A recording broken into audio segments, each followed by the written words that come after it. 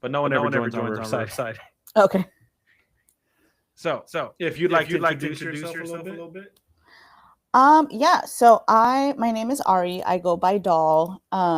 Just a long story on how I got that nickname, but and I started following Spooky Studios just kind of on TikTok, I believe. And then I went over to YouTube and I've been watching a lot of your stuff, and I've always had that interest, like many other people in their 30s and 40s, of serial killers and paranormal type stuff. So yeah, it I just, you talked to me, invited me on, and now we're here to talk about some very interesting people.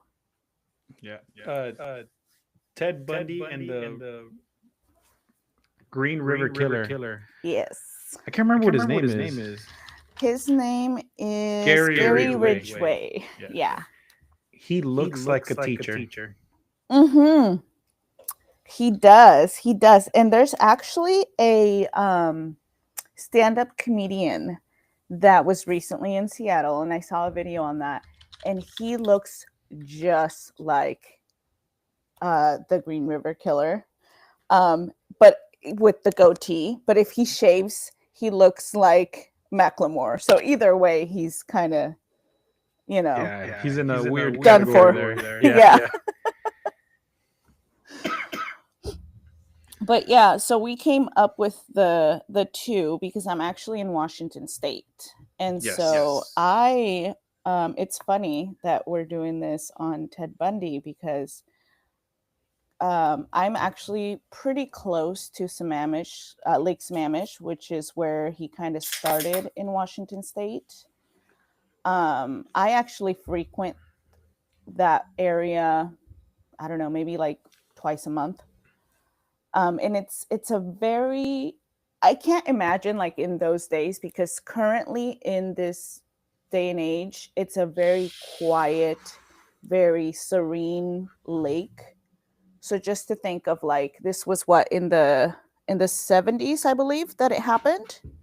Yes, I believe so. Yeah, and so just to think of like how it is right now, like it was probably even more quiet then, because it's a very residential area. I mean, the place where he started picking up girls, um very secluded. It was like a, nowadays it's a very like private boat launch park, so you really had to know the area and that sort of thing. And like when people say, oh, Washington, it's like Seattle, it's right there. No, like Seattle downtown, like the area that he lived in, as opposed to Lake Sammamish, that's like a, depending on how you go, it's like a 30 to 40 mile or minute drive.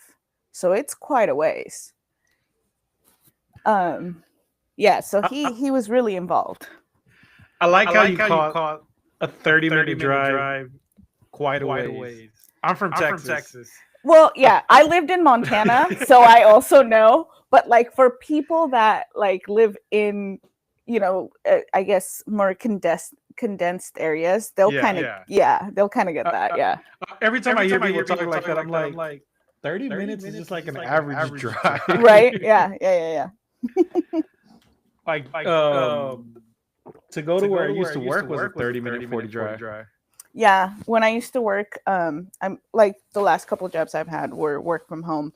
But when I used to go out to the world to work, I did, about 35 to 40-minute drives.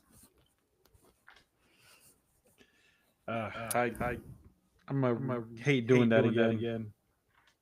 Yeah. But I need money. Mm-hmm. Yep. Same here. So, you said you mentioned you watched the Netflix Monsters at Gein.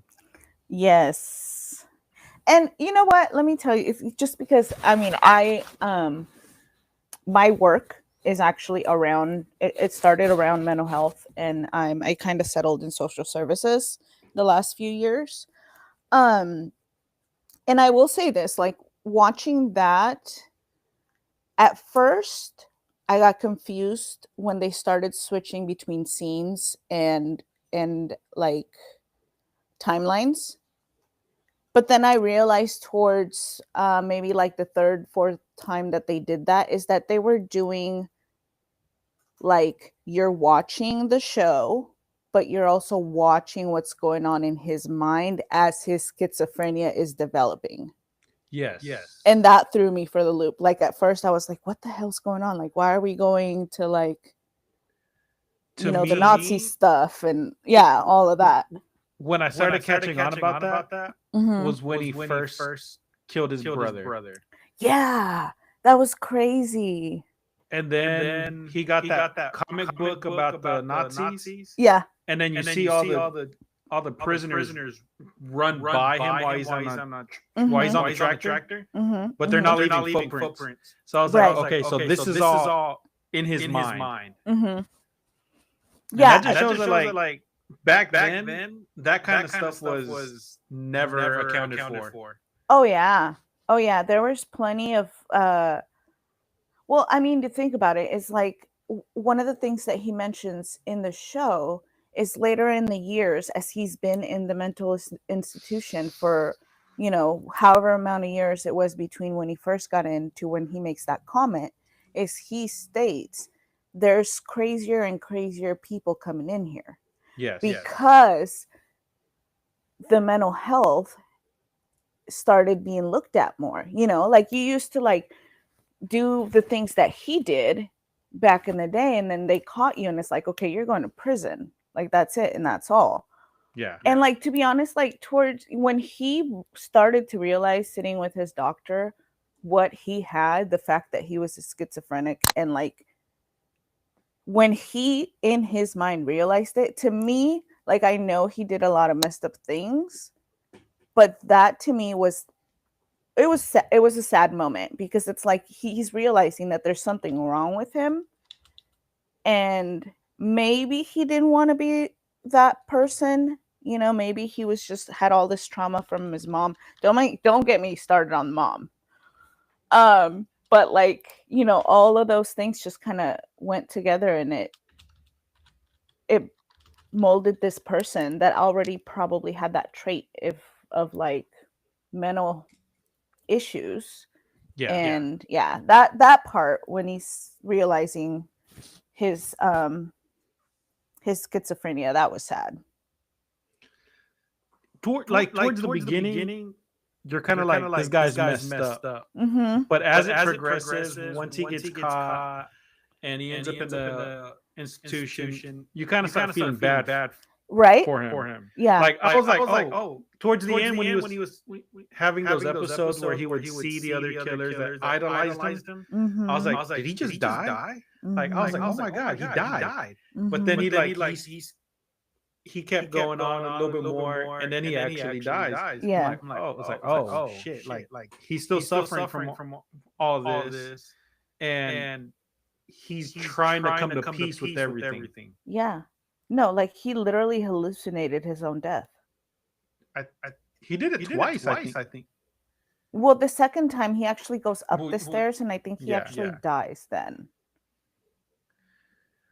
One thing that I found out after watching it is there is no released recordings of what he talked like. So we don't know if he actually sounds like that. No. I looked it up too. I was trying to figure out, is this what he sounds like? Because he sounds like so soft and innocent. Mm-hmm. And I was looking it up, and there's only one known recording that the FBI has never released.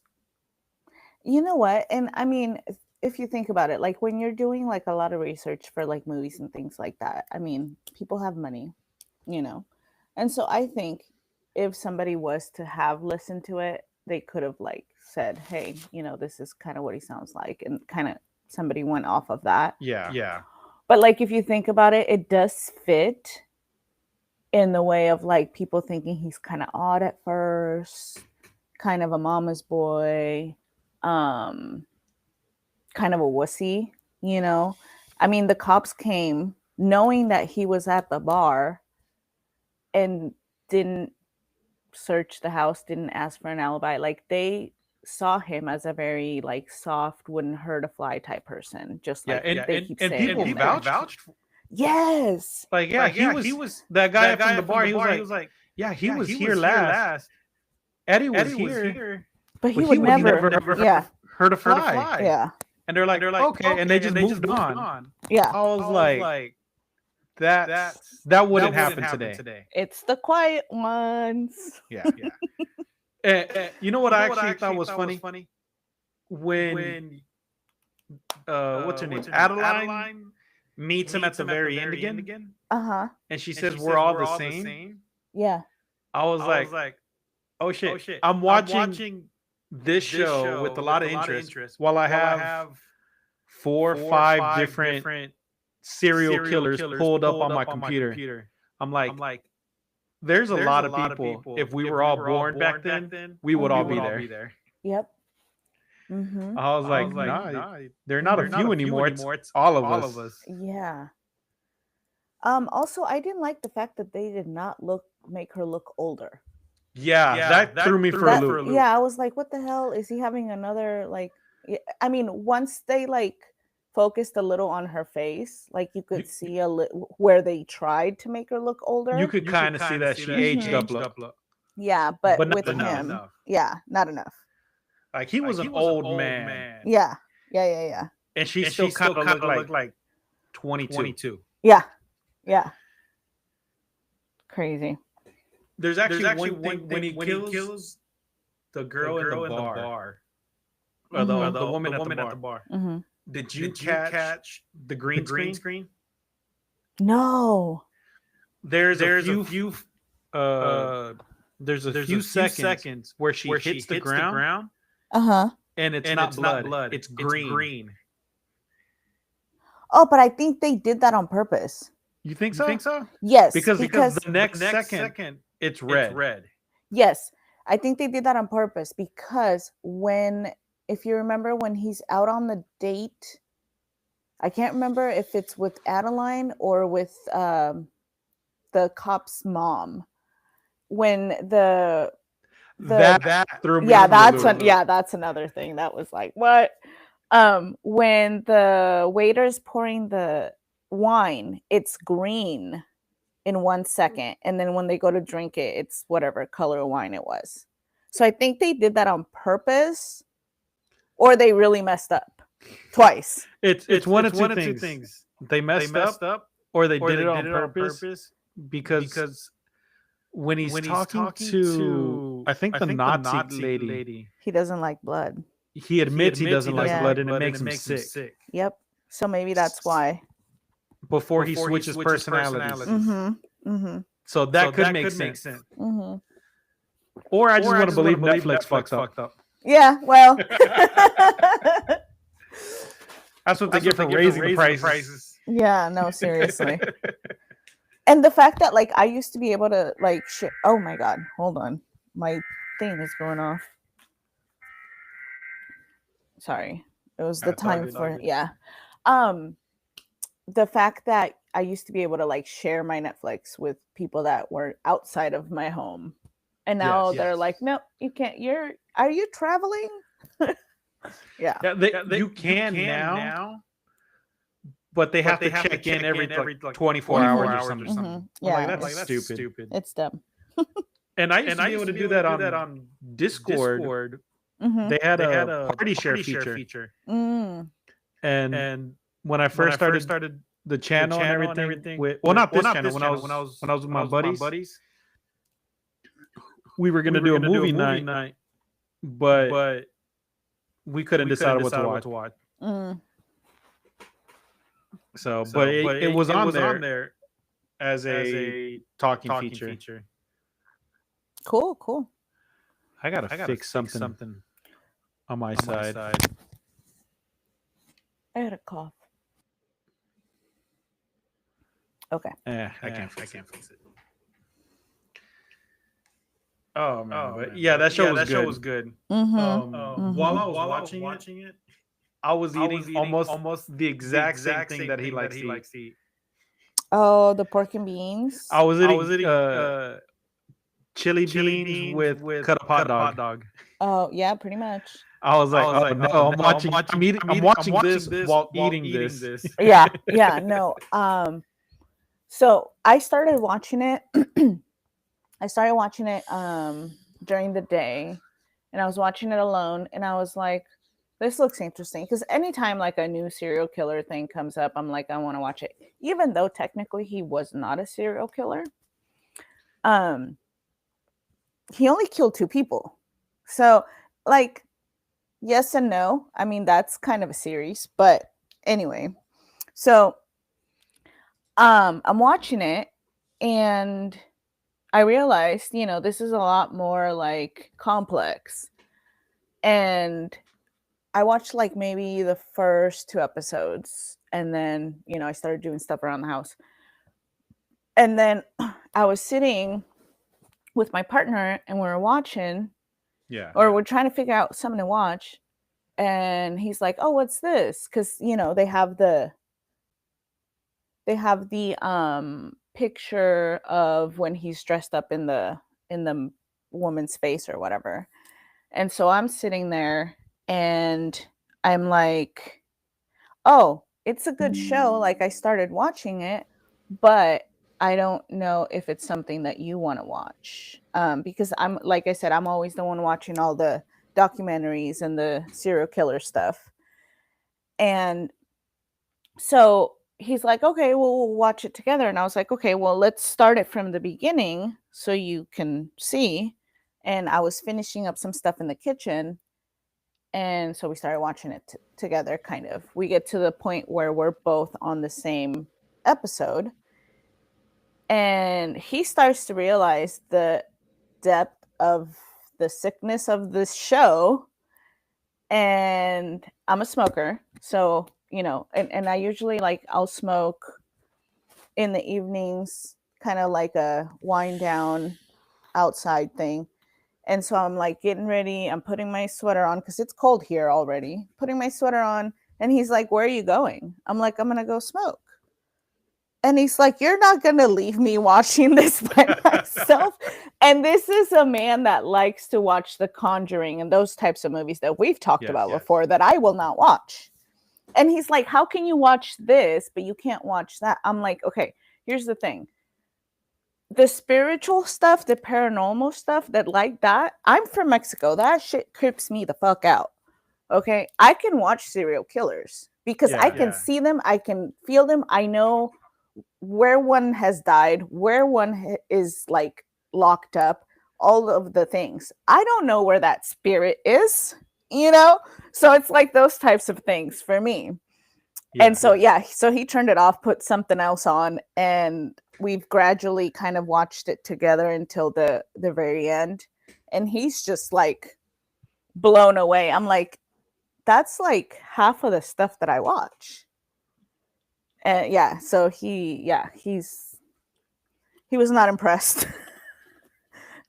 But the whole eating thing, he didn't realize that was the bowl that he had. Oh yeah, he didn't realize. Yeah, he didn't realize it until I pointed it out. I was like, "Do you know what that is?" And he's like, "Yeah, a bowl, like a wood bowl." I'm like, "Oh no, it's not. Looks like a wood bowl, but that is not a wood bowl." And then he realized it, and he's like, "Ugh." I was watching. I was looking at it. I was like, that doesn't look like a regular bowl. Like, don't tell me. As soon as he pulled it out, I was like, that's the top of the skull. Yep. Yeah, his favorite bowl. I grew up in a Mexican household. Mm-hmm.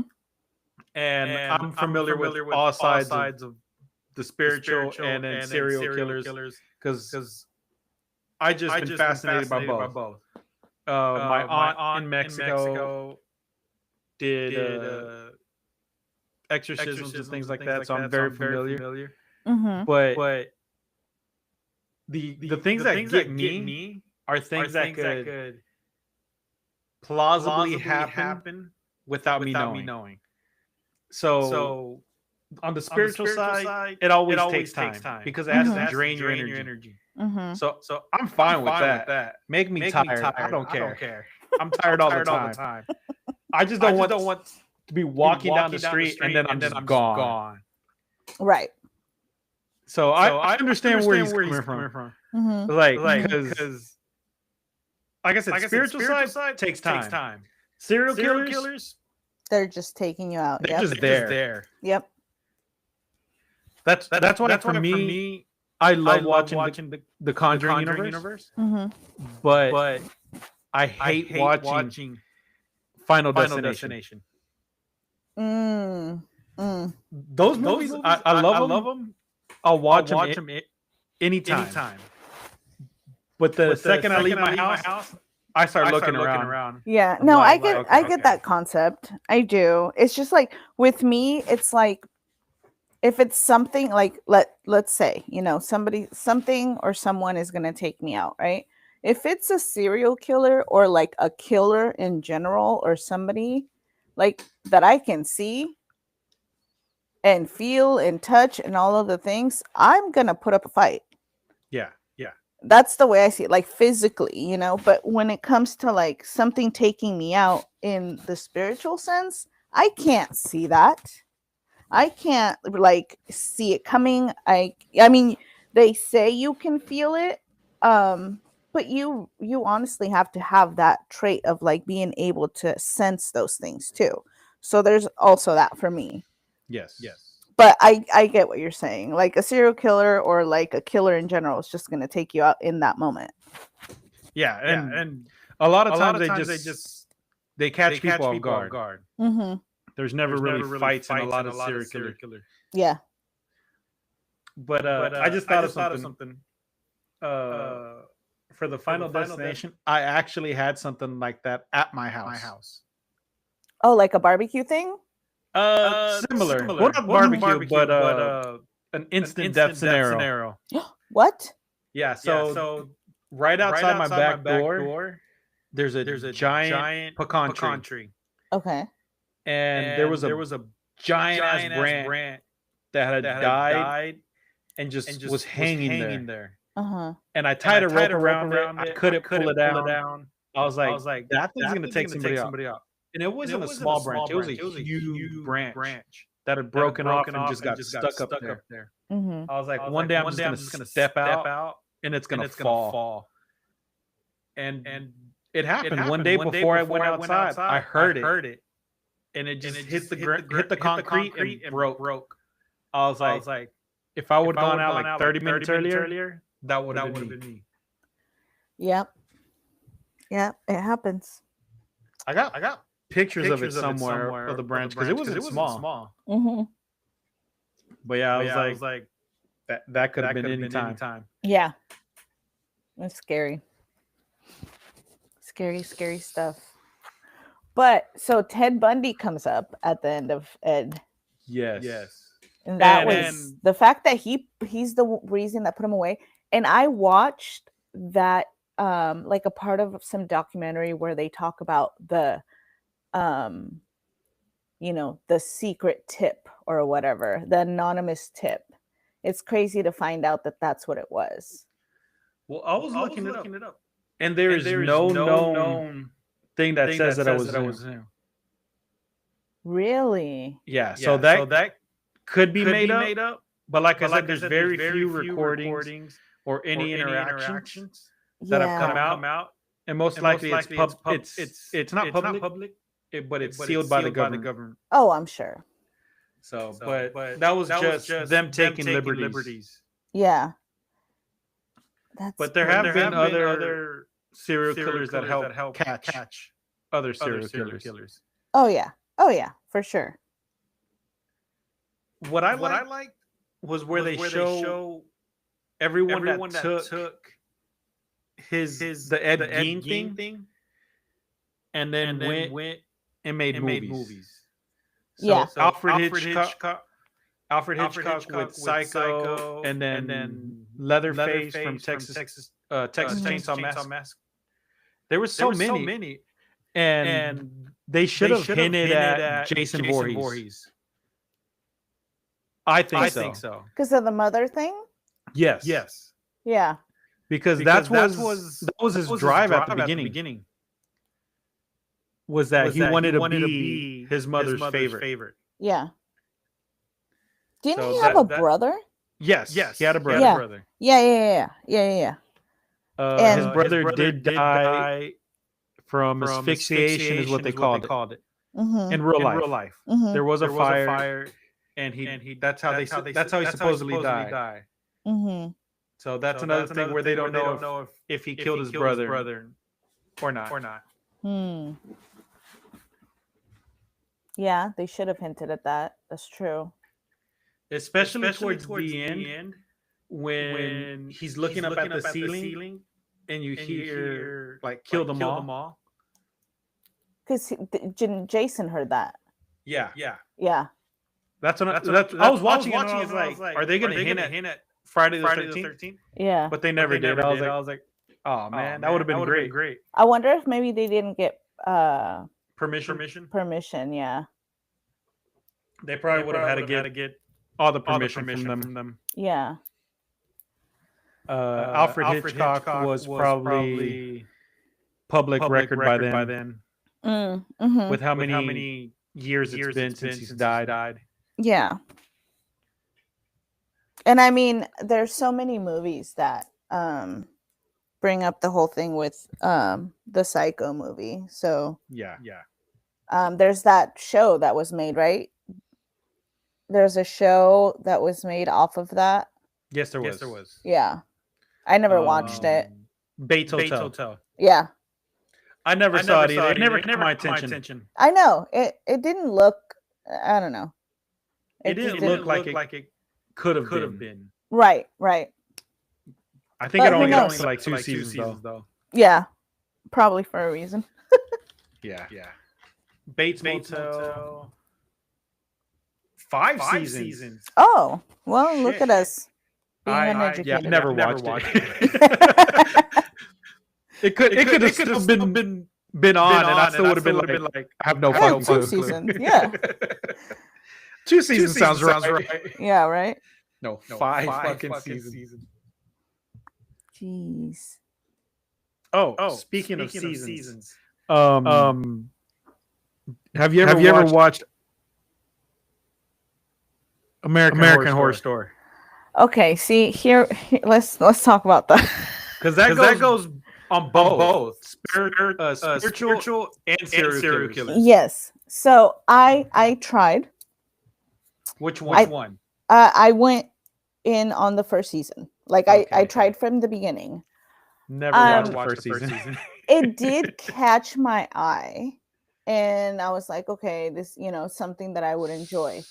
However, during that time, obviously my kids were a lot younger, so I literally had to like wait to watch it. Yeah. And it was mostly at night, and the spiritual ones kind of got me. I think it was the one episode where something going on with the bathtub in some like scary house. I can't remember. You never watched the first season, so you might not have seen. Just the first season's not for everyone. Oh, okay. Yeah. And so, yeah, it was, I do remember it was definitely like a spirit type situation. And I was like, okay, yeah, no, I'm not watching this. And then, like I said, I go outside at night. And so I'm just kind of like looking around, and I'm like, I'm not relaxing whatsoever. So I gave that up. And I know that there has been more season. I think it's still going, right? Yeah, I believe so. And so they're on season 12. I do want to go get into it. But I just haven't. I think it's on Hulu, right? Yes. Yeah, I think that's where I saw it. So I might start checking that out. But depends on what you like. I would recommend the season with the witches, or the season with the circus. Ooh. Because that kind of separates it into both serial killer and paranormal. Okay. Now they do kind of merge a little bit, but not too much. Yeah. Because the circus one, there is like they do a Halloween episode. So that one is kind of paranormal. But the witches one is pretty much all paranormal. Okay, cool. So, but like I said, it just depends on what you want to watch. I'm gonna add it to my watch list. I can't remember what last season I watched. Because I used to watch them every year, but I haven't recently. So I don't even know where I left off at.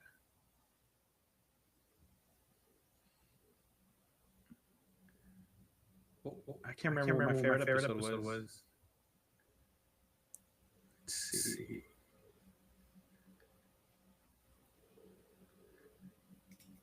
I want to say probably the circus one was my favorite one. Okay. I didn't like the one with Lady Gaga in it. That one was Hotel. That one was alright. Oh, she was on I don't know if you watched it, but Wednesday. Did you watch Wednesday? Yes. She was on there for like a split second. I don't think I caught that. Yeah, she was the ghost lady. I don't remember what the hell they called her, but the one that she like tried to invoke or talk to or whatever. Oh, that was Lady Gaga. I'll have to watch that then. Yeah, I had to Google it. I was like, that doesn't look like her. But then again, like Lady Gaga's always dressed up and weird looking, so it doesn't really matter. I think I quit watching season 11. Okay. Yeah. So, but it's a good show. I like watching Wednesday too.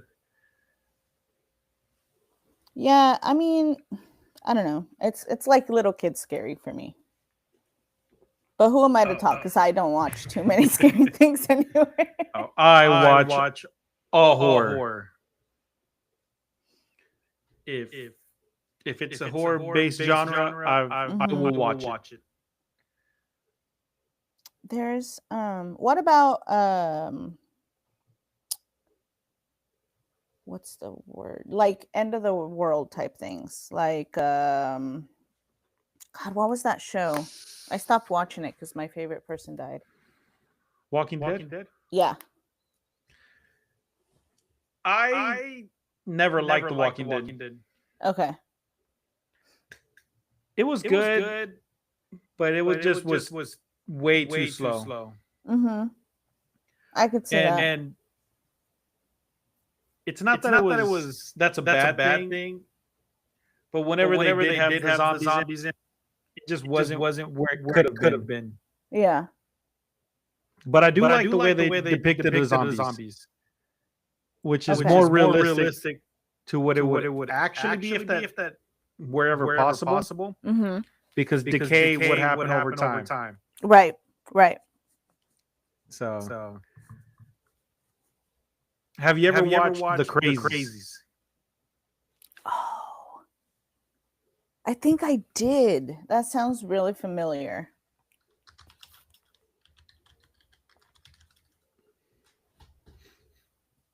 It came out in 2010. The Crazies. Oh. I think I did. I don't remember much of it, but I'm pretty sure I did.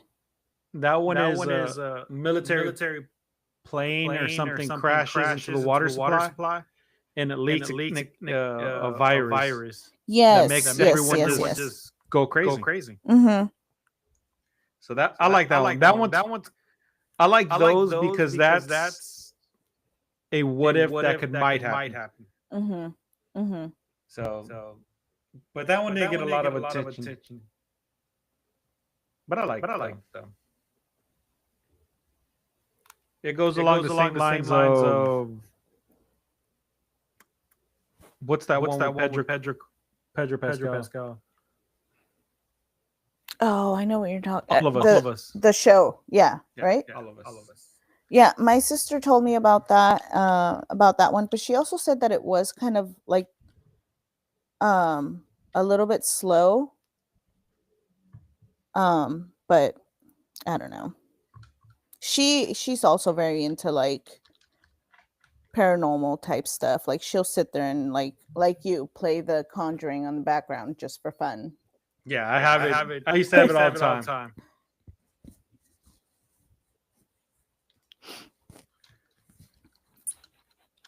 But the only reason I brought up that one was because it's plausible. Mm-hmm. The Last of Us, that's what it's called. Can't believe I forgot what it's called. But yeah, you know why that was more plausible? Why? Because the mushrooms that infect people are real. Oh, great. They're called cordyceps. The same as the show. Okay. And okay. right now they only affect bugs. Yes, I think that's what she was saying. Yeah, but all it takes is that little evolutionary leap to go to mammals. Oh no! But in the like the way they work is they attack the nervous system of ants and spiders, and they make them go like the top of trees so they can spread the spores. So it wouldn't be like zombies. It'd be like random people climbing up to the top of a tree just for the spores to go everywhere. Yeah. But it would infect a lot of people very fast. Just because it's airborne. Yeah. Yeah, I'm reading on it, and it's apparently people with cancer, type 2 diabetes, and other autoimmune diseases should really avoid these cordyceps. Mm-hmm. Crazy. Yeah, because as of now, the human body can fight it. Yeah, I guess some athletes take it. Yeah. Yeah, that's insane. It's mushrooms. Yeah. So. But let's go ahead and start talking about Gary Ridgway and Ted Bundy. Like I said, these conversations go everywhere. Let's see. I was trying to like look at like similarities and things like that. I find that one of the things that they did most was like definitely targeted young women. Yes. Not so much like same profiles as women, but they were all young. So like, vulnerable. I think it was like college. Yeah, college students. Definitely middle class, and they were, well, at least Bundy really looked for attractive women. So like he had a profile. Definitely. Ridgway was more like around sex workers and like homeless people. That that's why be missed. Yeah, that's why a lot of his to this day, I was a couple of years ago, they took him out there again to like his burial sites, or dump sites, however you want to look at it, and he showed them around where other bodies would be, and he actually said, kind of in a a joking manner of like, you'll never know how many are actually out there. So I mean, there's a lot of missing women in the area. I'm sure some of them belong to his like victim list. Yeah. Oh yeah, definitely. There's a lot, especially in that time frame. Yeah. Because if they were homeless or sex workers, no one would have missed them. And there's a lot of cases where that's the profile. Oh yeah, because they're not missed, and the only reason they're missed is because they become friends with either another sex worker that becomes concerned, Mm-hmm. or families find like we haven't heard from them in like 10 years. Mm-hmm. They at least drop us a line every year. Mm-hmm. And other than that, they're not really known. Yeah. But yeah, like one of the things they had in common was they both had that normal guy image. Mm-hmm. Which to me goes along the same lines of you don't know who's a serial killer. Yeah. Like some of the guys that were on the show that they depicted, like that guy's a serial killer. Mm-hmm. Like what was his name? That guy that I don't even know how to word this. The shoes guy? Yeah, that's what I was gonna say. I was like, that guy's a serial killer. Yeah, oh, you could tell. And even I don't know if you watched any of his documentaries, but even looking at his actual picture, you could tell. Yeah. Like he has one of those faces, like I don't know if I can trust you kind of face. No. The things that he described, I was like, oh God. Yeah. Yeah. And when they gave him the shoes, yeah. I was like, please don't. Yeah. Don't give him the fucking shoes. Please excuse me for a second. Let me just take care of business real quick. I was like, why are y'all still in there? Oh God, yeah. If I was an FBI agent, I would have walked out. Like, let me give you some time, dude. Yeah. What is his what was his name? John Wayne Gacy. That was the killer clown. Yes, but that's the guy. That wasn't the guy. I'm pretty sure that was the guy. Where is it? Here. Got it right here. Ed Kemper. No, Jerry Brudos. Jerry. I got carried away with Richard Speck, Gary. Charles Manson. Oh yeah. Ed Kemper and Jerry Brudos. Those were the serial killers in the show. Richard Speck was a weird one. Mm-hmm. Yeah, that was a fun watch. The Birdman. Mm-hmm. Mm-hmm. That was something else.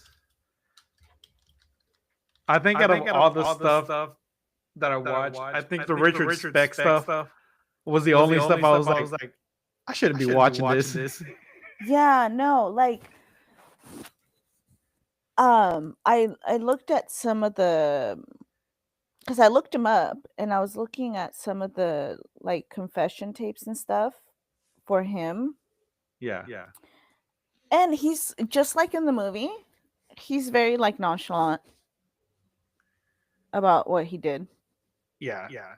A lot of those guys were. Yeah. But like that's what I'm saying is like they're very like the movie, I think the series rather, I think it did pretty good. A lot of the stuff checks out.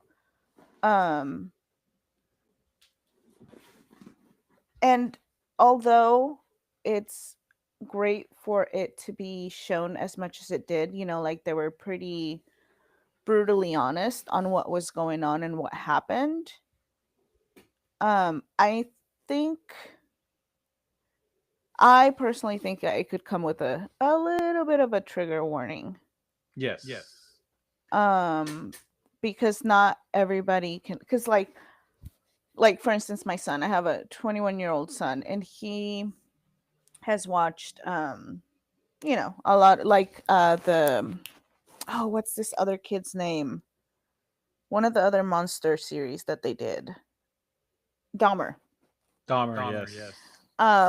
And he's watched that and some, you know, other stuff. And he asked me about that one. And I was like, yeah, you know, probably don't have your baby around when you're watching it. And maybe just know that there's a lot of very, very gross and bad things on there. Like, watch at your own discretion. No, not Dahmer. I'm talking about the Ed Gein one. Oh, the Ed Gein one, yeah. Dahmer, they didn't show as much. It was more left to the imagination. Yeah. This I'm probably gonna watch that one this week. Yeah, it's good. It's funny because now my partner's watching that one. There's a lot of good stuff. Yeah. Out there for serial killer stuff. Mm-hmm. Oh goodness. Anywho, yeah. So Richard Speck. I definitely want to find like a actual documentary on him.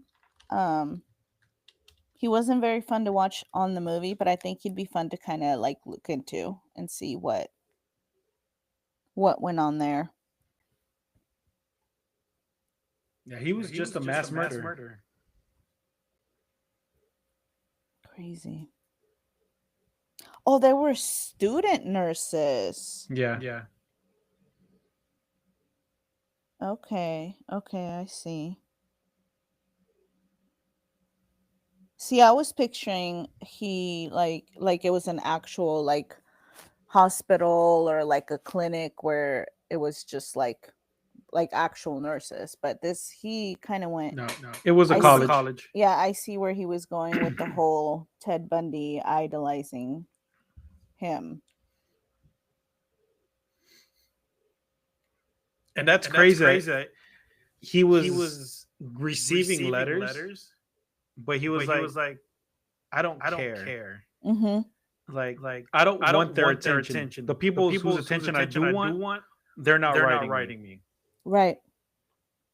And that kind of part, like there, it kind of shows that the medication was working, and he was trying to figure everything out. Mm-hmm. And that's the thing. That's why I said, like, when he actually realized and like started to understand what was happening to him, I think for even a split second, for like his regular self, there was that sense of guilt and remorse to a certain level. Yeah, because then like it was clicked in on and off, which ultimately is what messes with people that have that disease or condition, I should say, not disease. But do we know if, I don't know if I looked that up, but do we know if Ted Bundy had any sort of like actual diagnosis? I think he did, if I'm not mistaken. Because I don't think that the whole thing with him like representing himself, I mean, I don't know how I feel about that, but if he's representing himself, I don't think that he would have used a diagnosis for himself. Yeah, right? there was a few diagnoses on him. Okay, yeah, I'm but none of them that could stop him. Right. From their personality stuff. Yeah, it's just personality stuff, and he knew. He knew he was a narcissist. He knew he had all that stuff going on. Yeah. Those kinds of things where there's narcissistic personalities or psychopathy. Mm-hmm. Those are dangerous combinations. Oh yeah. Because it also shows that like it will not show, but it puts a stigma on people that kind of suffer from similar things, mm-hmm. but not the exact same thing. Mm-hmm. Like which one was it? Schizophrenia. Mm-hmm.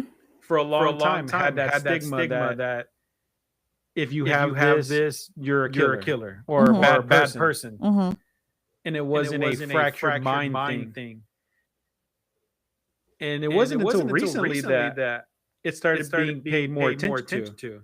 Yeah. I can't remember when it was, but I know growing up, I saw a commercial for schizophrenia. Mm-hmm.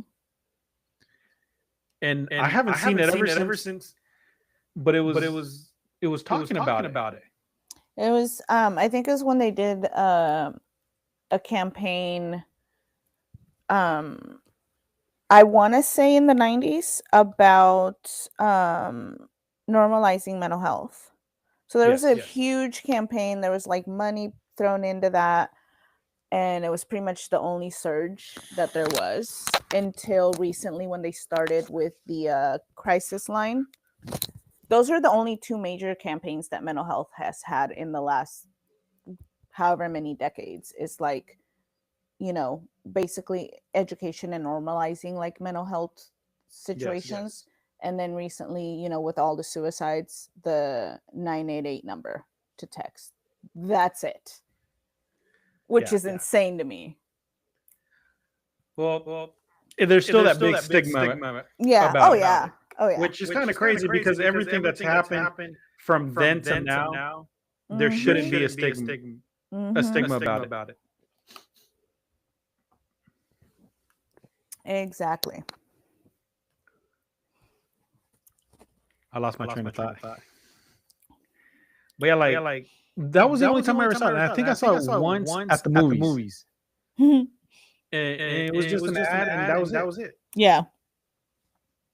And I don't think I ever saw it ever again. Probably not. It was a one-time thing, yeah. I think you are right with all the documentaries coming out, the Netflix specials, especially there's been a surge of them, especially right now because it's October. They should have a disclaimer. They should, definitely. Something. Yeah. And I'm pretty sure once a good number of people see it and say something about it, they're gonna add something. Yeah, they're gonna add something. Yeah, because it's very out there. Yeah. Especially because it's more. I want to say recent, but it's more here. Because that wasn't recent. It was like in the 50s. Yeah. But there's been so many killers since then. Yeah, there's the craziest that I think is out there, or that was out there was the one that would check people's doors. You told me about that. I can't remember what his name was. But he would go around, and that's how he would pick his victims. That's scary. If your door wasn't locked, that was his invitation to come in. If the door was locked, he just move on.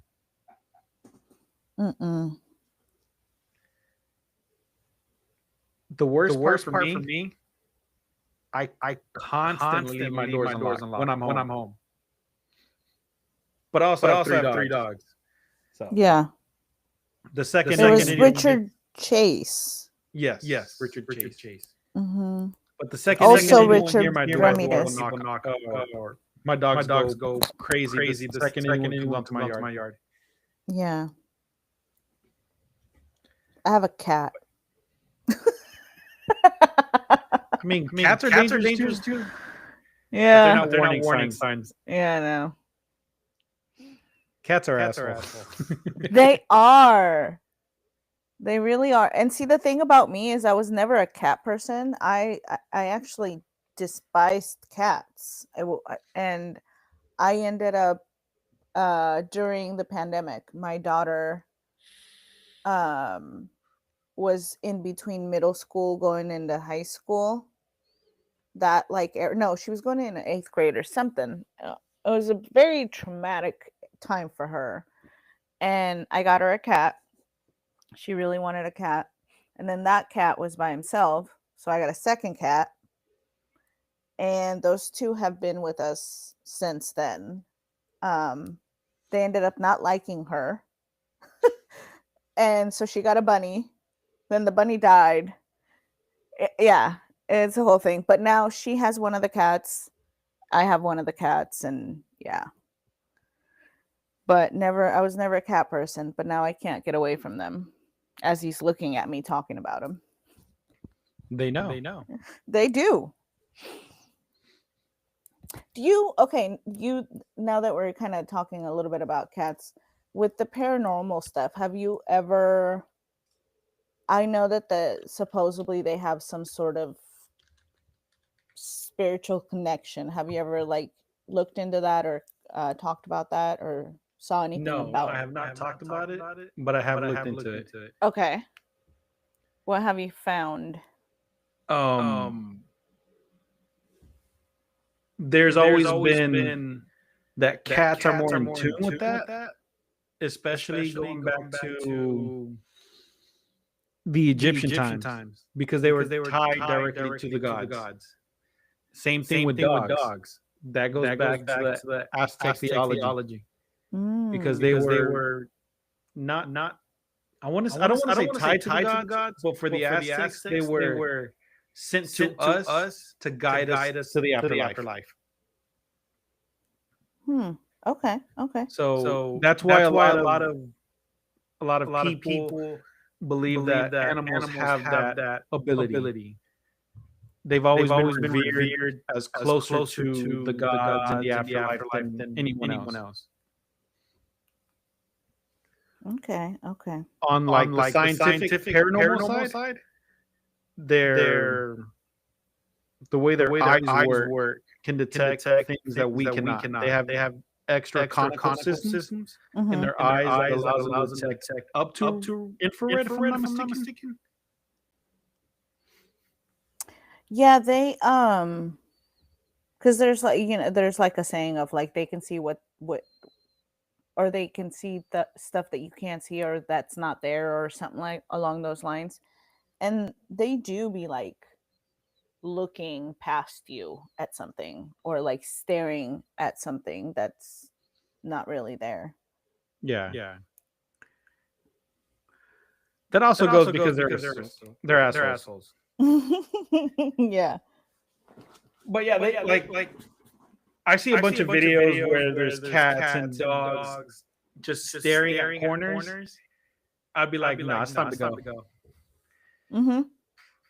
Like here at my house, I have an attic. But there's nothing up there. And my three dogs have never done anything weird. At my old house where I used to live, Mm-hmm. there was actual shadow people there. That's crazy. Yeah, that's the crazy part. But my dogs never reacted negatively. Yeah. And that's the thing, like I have like, it's a funny story, but like looking back, like I'm pretty sure something was there. But so me and my daughter were sitting at the kitchen table, right? And we're both like scrolling on our phones, just looking down, not really like interacting with each other. And we hear something in the corner fall, like it was loud. And we both look up, look at each other, look over. We see the cats are nowhere near where that thing fell. And we look back at each other. And we just kind of shrug our shoulders and look back down on our phones and keep doing our thing. And just start laughing because we're both in that sense of like, we're not going to give it attention and freak out right now because obviously something's going on over there. And we're just like, I didn't hear anything.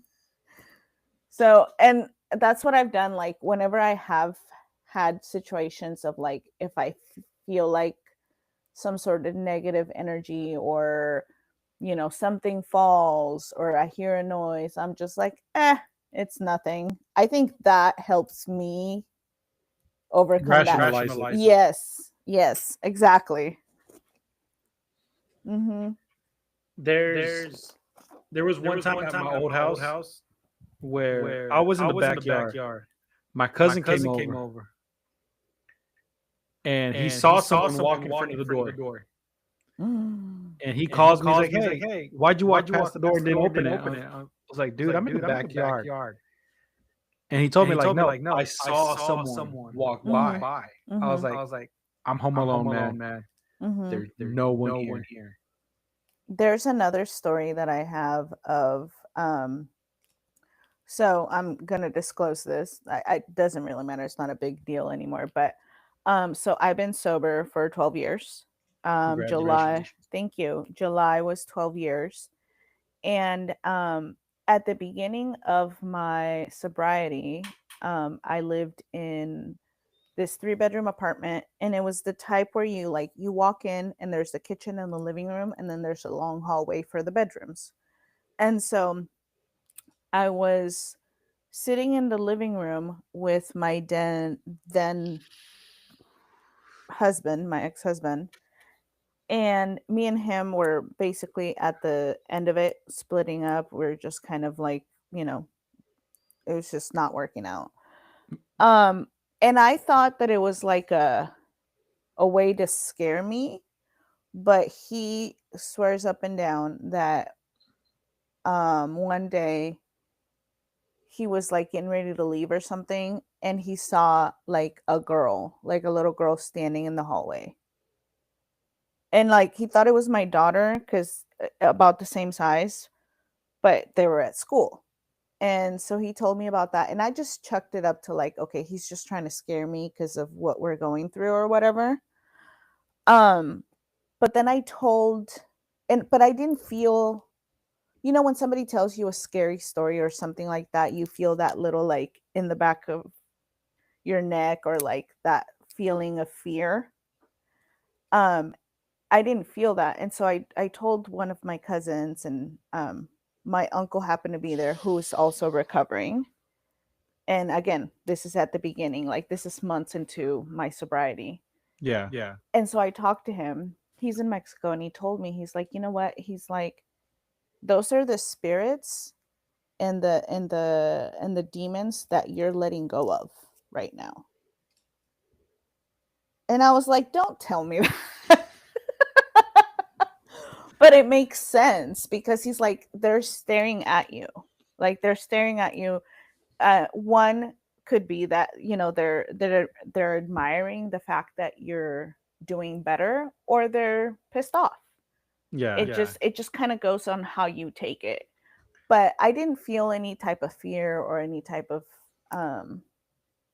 situation where like I felt unsafe in the apartment. I ended up living there for a couple of years. So I had just moved in. I forgot to mention that. But yeah, it's always been something that has happened secondhand. Or I try not to pay attention to it so it doesn't mess with me. It's my fear of the paranormal. I was actually going to say some similar. Mm-hmm. Because you said it was towards the beginning of your sobriety. Yeah. I was thinking the exact same thing you said. That it's probably letting go of some. Yeah. Oh yeah, for sure. Yeah, that's what he was saying. It's like, he's like, it's the demons that want to keep you in that place.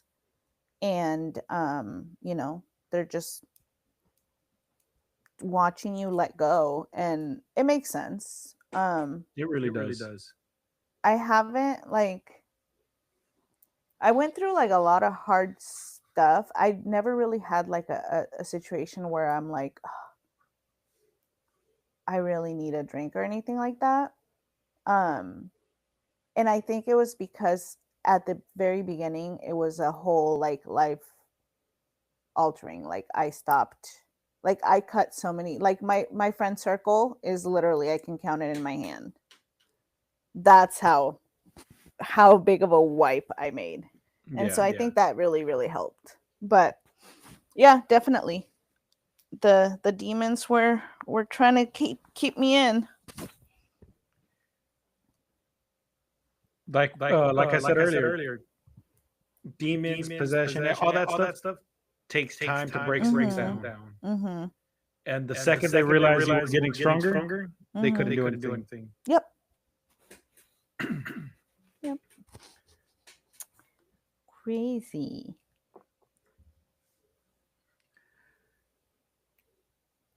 I had something in mind. Yeah, I've never had to do anything like that. I've been close. Yeah. But I don't know why. Just me. I kind of just walk away from stuff. Good. So you mentioned something earlier that I kind of wanted to see if you wanted to elaborate on. You mentioned that your aunt does or did exorcisms. Yes. Were you ever around? No. Okay. She lived in Mexico or on the border. Okay. And I've always lived in the Dallas area. Okay. area. But I would visit always. Yeah.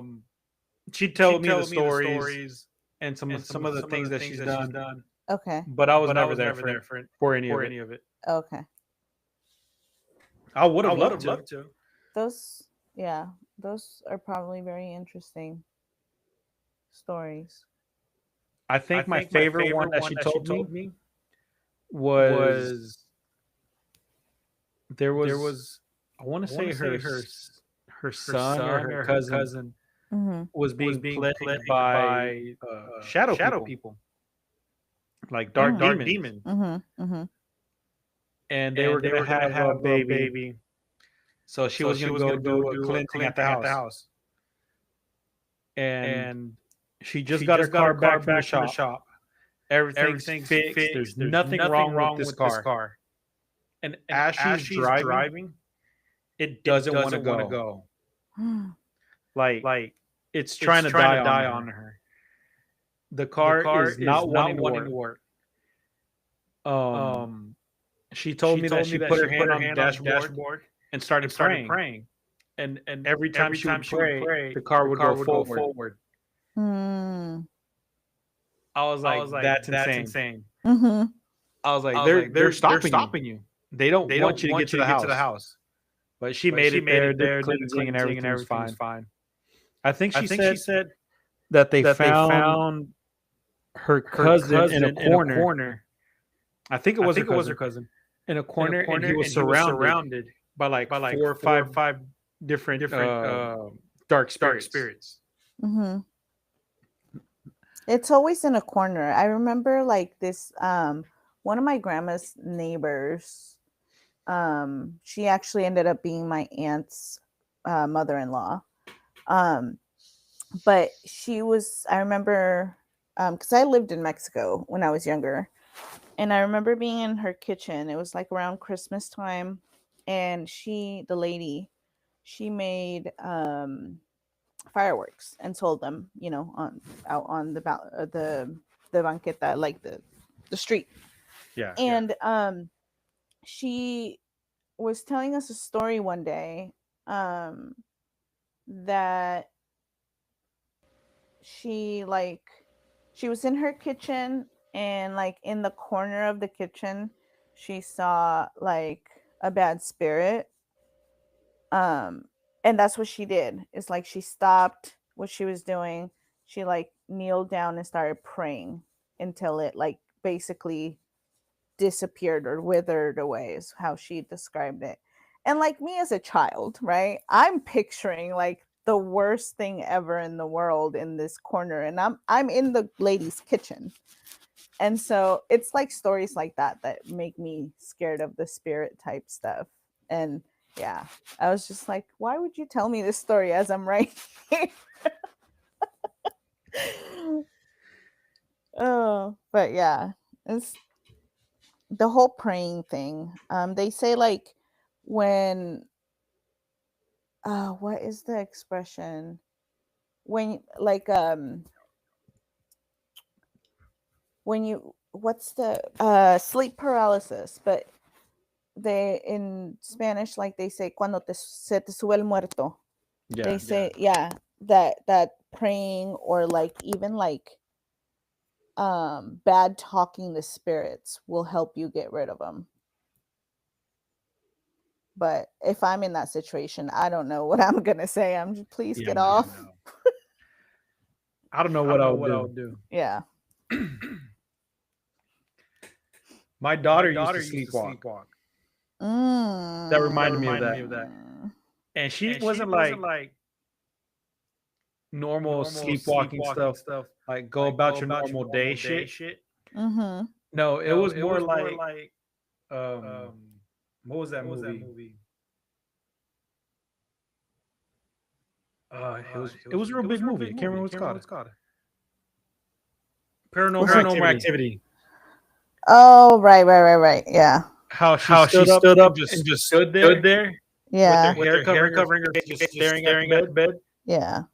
My daughter would do that. Yeah. No. That exact same shit. But she would stand in my doorway and just stare at me. Yeah. See, my daughter would have got knocked out a couple times. I just rolled over back to bed. I was like, I'm not dealing with this right now. Yeah. I die. I'm going to bed. Yeah. That's crazy. Yeah, I don't know how I could deal with that. While we were talking about the diagnosis stuff, Mm-hmm. I looked up Gary Ridgway, Mm-hmm. and he was also a functional psychopath. Of course. So that's another thing they had in common. Functional psychopath. That's a scary term. Yeah, it is. He claimed that murdering women was his career, and that he found it addictive.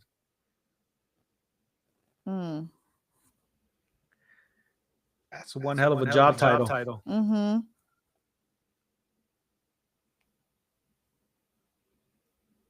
He was a truck painter, a father, husband, all around a good guy until he went out at night. Yeah, that's scary. And they all had the nice guy facade. Well, they always do. They got to figure out a way to lower somebody, right? And so that's why, like, me personally, just because of all the things that I watch, I don't fall for the nice guy bullshit when it comes to, you know, I mean, you could be a legitimate nice guy, but I'd rather take the chance of like being an asshole and like tell you to fuck off than to like get killed, you know? So yeah. Like that scene in Ed Gein where I can't remember who it was. It might have been Ted Bundy or one of the other killers, but he was like, "Hey, can I buy you a drink?" And that other girl was like, "No, we're leaving." Yeah. I was like, that's probably a good decision. Yeah. Oh my goodness. And Ed Gein, when he was the nice guy at the very beginning, I was like, man, those other girls are assholes. He's just talking. Yeah, no, they did. They did exactly what they needed to do. Very true. And see, here I thought that Adeline was gonna be the type to I mean, she kind of did use him because she did have also some issues. Yes. And he was the one doing all of the crimes and she was benefiting from it. Yes, a lot. And so I think that she used them in that sense, but I like the way that it all started. I thought she was going to use him in the way of like, oh, he's the nice guy. I'm just going to like take advantage and like lead him on. But she actually like went with him. Yeah. And like actually kind of encouraged it. Yeah. And actually wanted to be with this guy. And I think the only thing that stopped her is that he didn't want to leave the town. Yeah. I think she wanted to be like out there killing, out there doing. And he was like, not without mother. That whole thing was just crazy. Like, whenever he talked to her, I'm like, oh, this guy's wrong. There's like, yeah, definitely. There's a lot not there. Like, there's one thing, like, you know, when you lose a loved one, there's one thing to like talk to them and ask them for guidance or whatever the thing might be, you know, like show me the way kind of thing. But like he had full on conversations and answered himself and put a dead body in the place of his mother. Yes. I mean, she did guide him on how to sew the chair. Yeah. There was a lot. Mm-hmm. But I on the diagnosis side, I like how when the guy for making the movie Texas Chainsaw Massacre, he described the fractured personalities, and that kind of put it all into perspective onto how he really was. Yeah, because when he goes after those two hunters in the woods, I mean, he puts on the mask. Yeah, because he's changing into a different personality. That's why he whenever he did the polygraph test or whenever he was asked about it, he was like, I don't remember. Right. Because it wasn't in his mind, it wasn't him. Yeah. It's a funny way of like a person with multiple personalities to have that actual transition. Like on the inside, obviously you transition into your other personality, but you need that outside validation to reflect it. Yes. Like for him, it was the mask. Yeah. And if you look at it, like he did a lot of stuff and he would look in the mirror. Yes. Like he would look in the mirror when he put the mask on, when he was doing like all of the different things, like he would just, it almost looked like he was making sure that it wasn't him. Yes. Yeah. Which is, yeah, that's very interesting. Very, very interesting. That oversimplification that Texas Chainsaw Massacre did, it was a lot more accurate than I thought it would be. But it was still just a very oversimplified version of what was wrong with him. And watching the transition from his mind going from he didn't recognize it to the doctor telling him and him slowly piecing it together. But he still never remembered that he did it. But he accepted that things happened around him. I think it's because he started realizing that he was talking to himself. Yes. So I think once he realized that he was having those conversations with himself and being multiple people, and he like honestly believed that he was talking, you know, to the transsexual person, to the captain lady, like he actually thought he was talking. And so I think that clicked in his mind, like, holy shit, all of the other stuff that I thought was me. Yeah. Like, and I think the realization of that, along with the medication and all the things that he was like, you know, I mean, in all honesty, like he was in treatment during his realization. So I think like that ultimately helped him. Like he said in the end, you know, he actually did something for the world, you know. Yes. Whether you want to look at it in the dark end or the light end. Like the dark end, yeah, you basically molded a lot of other killers, to be honest. But also you put a spotlight on what to look for, what to stay away from, you know, and like in the representation of the movies. Like that was a good thing for obviously filmmakers, the economy, and during that moment. Like, so there's like good things about it, and obviously there's the dark part around it as well.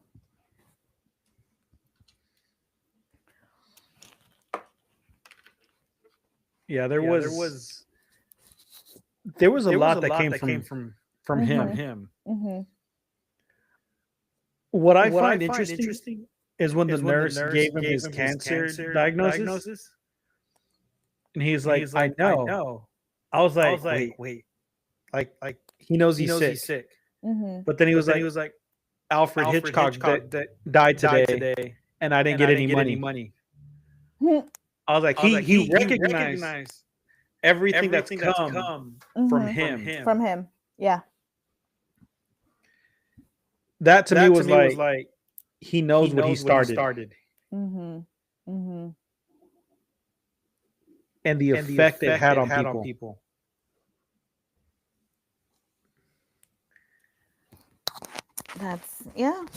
He did a lot without really doing much. I mean,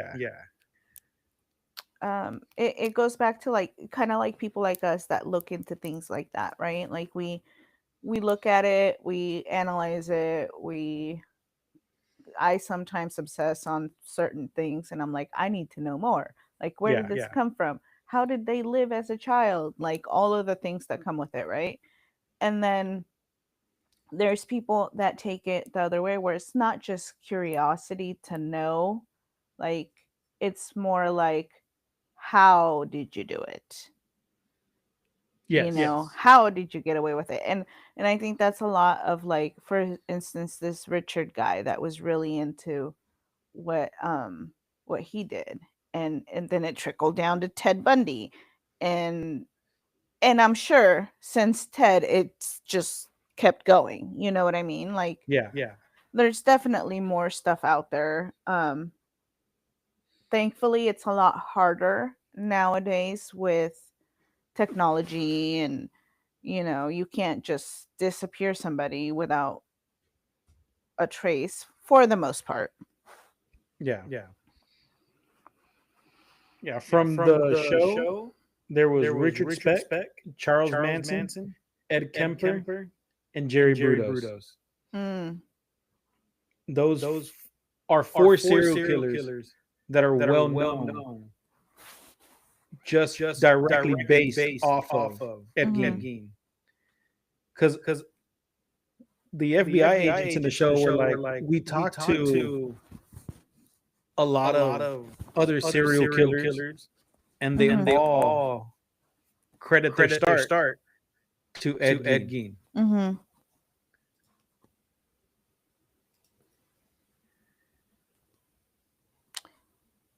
Which to me is like the Ed Kemper guy. Oh yeah.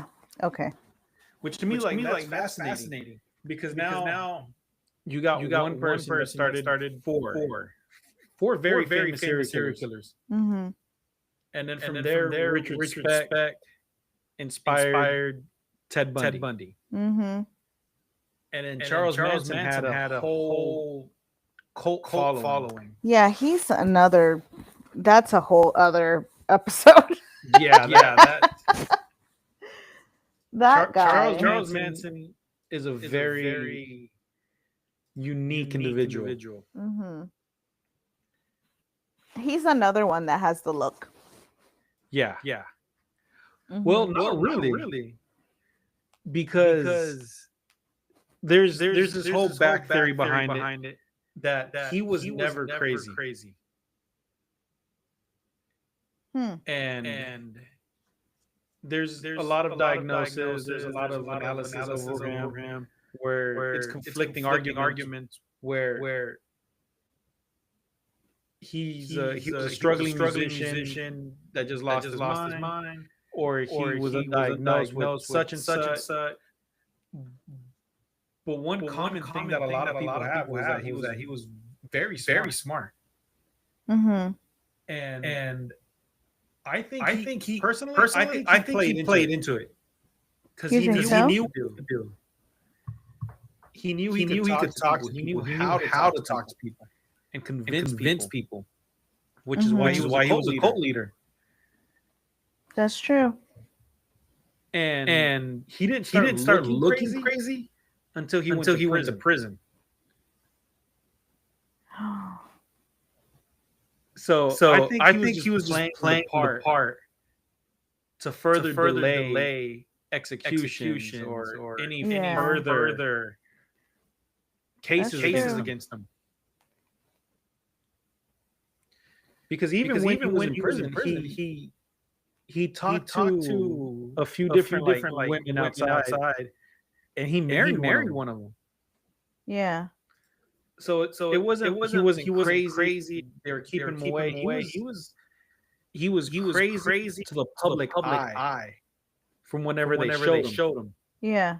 But then behind closed doors, the lady that married him was like super in love with him. And he was the nicest person in the world. She always said all these great things about him. Mm-hmm. But whenever he came in front of the camera, he just looked batshit crazy. That makes sense though. Especially like when it comes to, like these manipulative type personalities. Yeah. And if he's the type of person that doesn't have any sort of remorse or things like that, there's like people out there that actually believe, a cult leader would be a perfect example, that they are above everybody else. And so like I could see where you say that like him playing into the part is going to make him kind of up one everybody else, right? And like, haha, you think I'm crazy, I'm going to make you think I'm crazy, and then get away with whatever I can.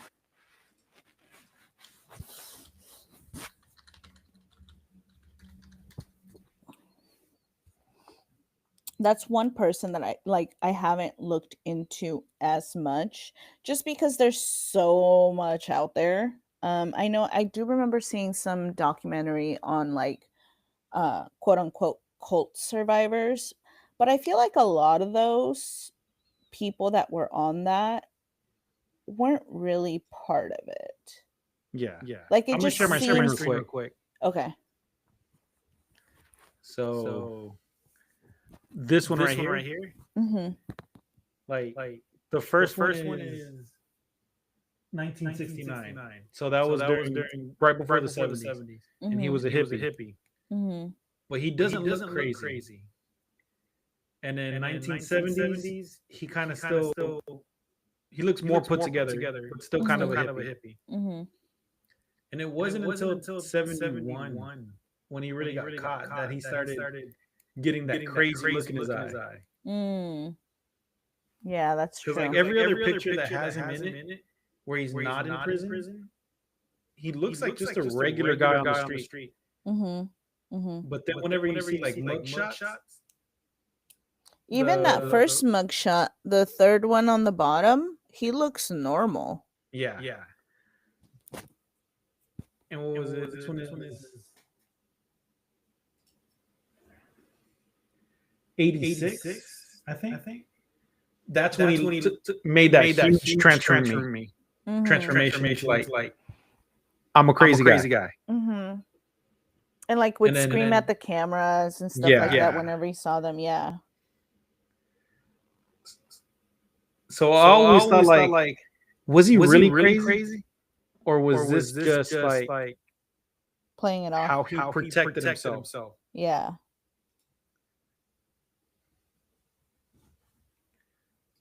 That's very true. Because like I said, there's a lot of analysis, a lot of people that have studied him because he's a very fascinating case. Like personally, I think he played the part. Mm-hmm. The eccentric cult leader that got caught. Yeah. And he gave the camera what they wanted whenever they did interviews. Like, I'm a crazy guy. So he'd do crazy stuff, but then like 2 seconds later, he'd be answering the questions very articulate, and be able to hold very amazing conversations. And then be like, I'm supposed to be the crazy guy, and then jump up and do some crazy shit. Yeah. So, like I said, I've always thought that he wasn't crazy. He was just playing the part that he thought people wanted to see, and that would best suit him. And it worked. because even in prison, he still had a cult following. He had people writing him letters, and it just kept growing. Yeah. Yeah, no, and that even like looking at his Wikipedia page, like I've seen government type stuff that's a lot shorter than his page. Yeah. There's a lot on him. Yeah.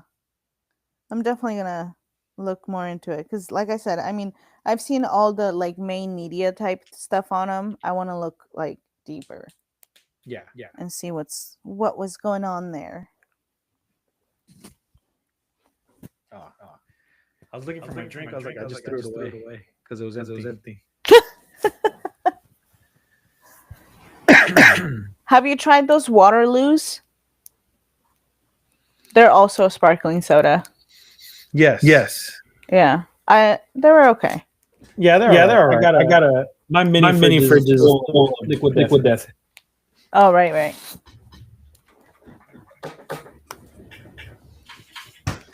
I got the pictures on the wall, and I got one or two more cases left. Nice.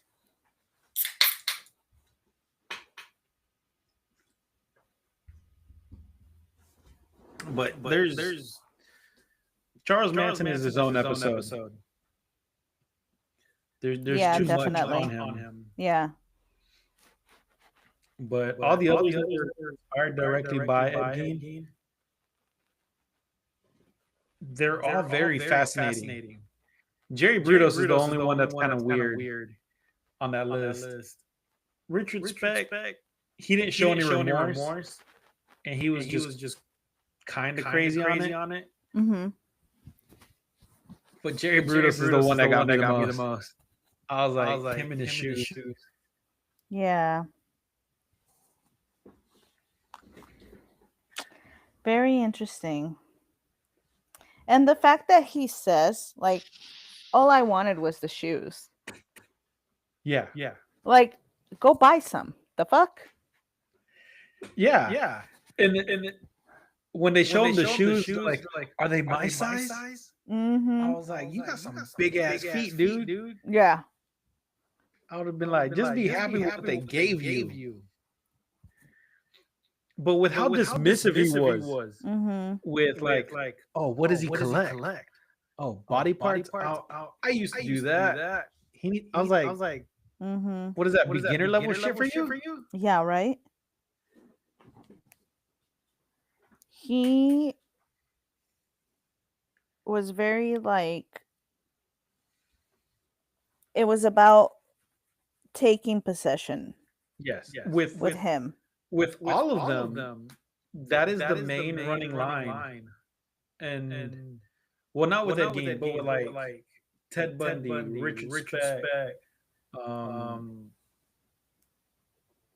Gary, all of them. It's the same running theme that they just wanted the possession, the power, the control.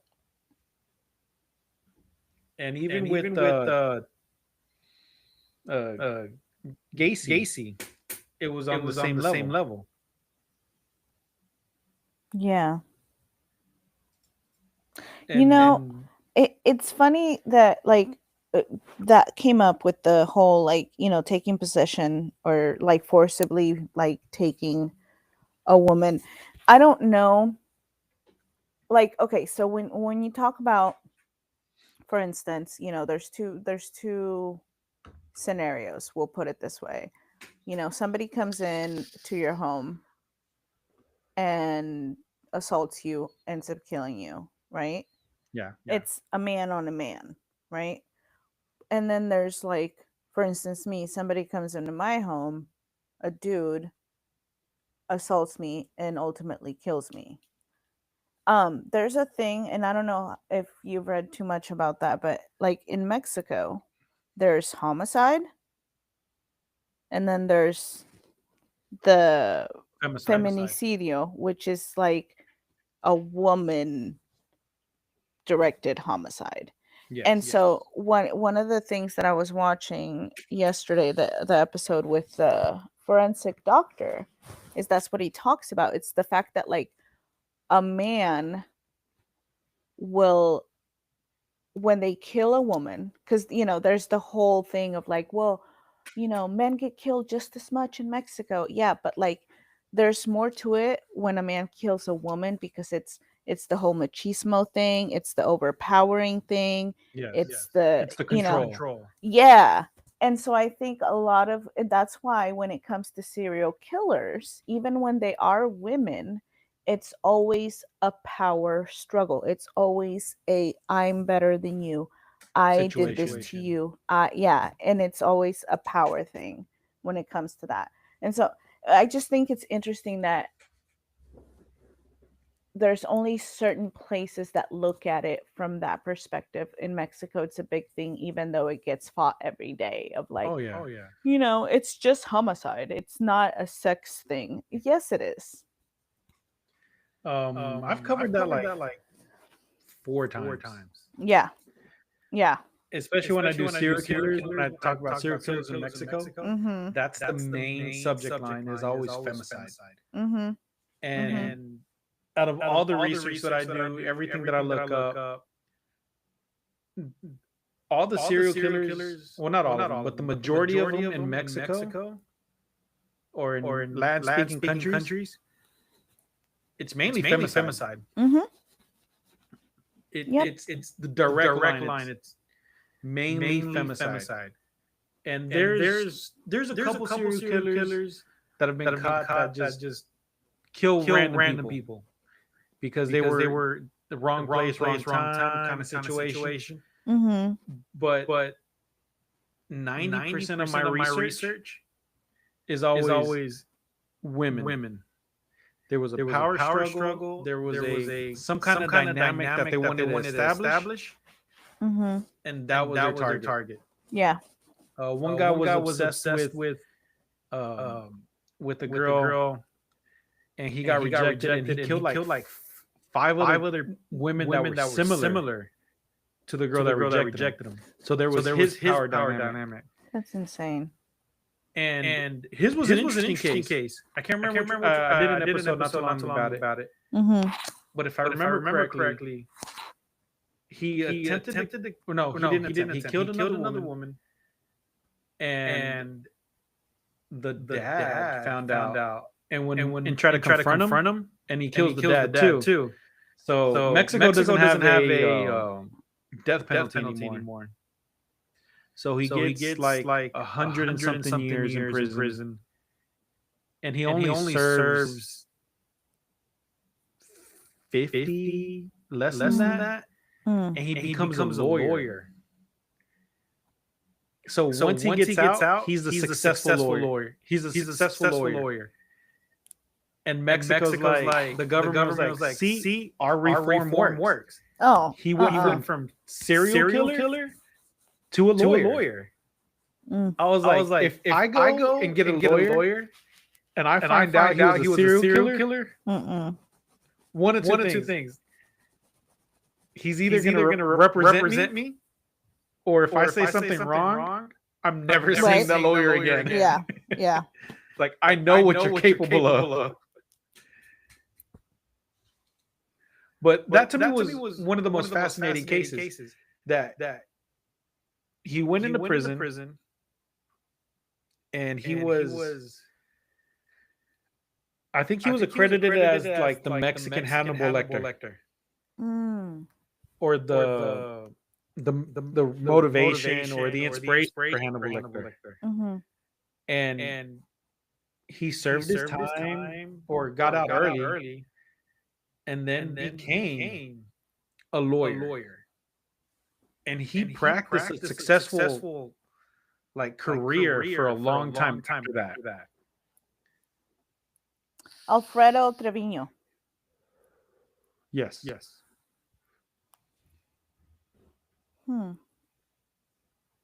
another one to look into. Yeah, the one that the forensic doctor was, because I literally just listened to this podcast yesterday, that he was talking about, he compared him to Ted Bundy because it was kind of similar. Like, he didn't come out and become a lawyer or any of that, or become a lawyer while he was in prison or anything like that. But he was a cop, and so the way that the story comes up for him is that he they ask him, what was the worst thing that you've had to go and testify about. And he's like, well, covered a lot of femicide and things like that, but this particular victim was 7 years old. And there's all of the previous bruising and things like that, all the abuse that she had. And then the fact that she got killed. And so the mom met this cop. So it wasn't her dad. Met this cop and they got together or whatever. And he was on her birthday, was taking her, quote unquote, to get a pizza for her birthday, but ended up taking her somewhere to rape her and kill her. And he had the audacity to go into jail. The judge was his friend. And he said, I want to represent myself. And so he said, the forensic doctor said, during the confession and the whole court situation, it was very nerve-wracking for him, knowing and seeing what he did to this little girl, and just watching him basically calling her a liar or a tease or all the different things that they, call women that are in those situations that become prey like that. Yeah. And yeah, he said he's like, it almost made me quit and change my type of work. But yeah, it's insane. The fact that they some of them will blame the victim for what they're doing. Just like you said, power dynamic. Yeah, just like you just mentioned, oh, well, so and so rejected me, and you look like her, so now you're gonna die. Yeah. I got the last part wrong. It wasn't the guy that inspired Hannibal Lecter. Everything else was the right stuff. Just the last part. His name was Gregorio Cardenas Hernandez. Okay.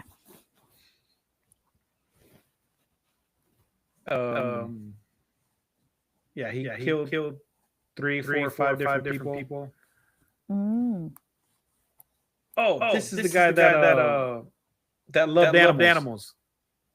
Oh, when he was arrested, one of his only concerns was for someone to take care of his pet, because he didn't want anything to happen to his dog and cat.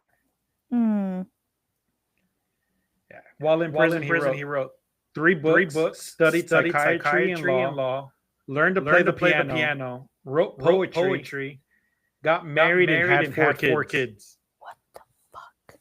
He was released after serving 30 years. And he was celebrated as a clear case of rehabilitation, and gave a speech to the Congress of the Union in Mexico.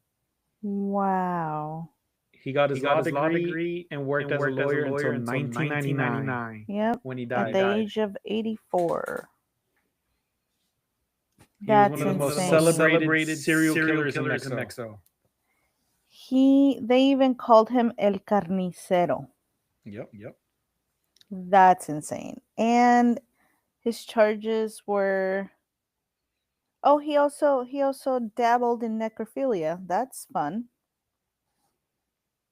Yeah, he did a lot. He was a serial killer. He went looking for people. Wow. But supposedly he was also like a very charming, nice guy. Oh, of course.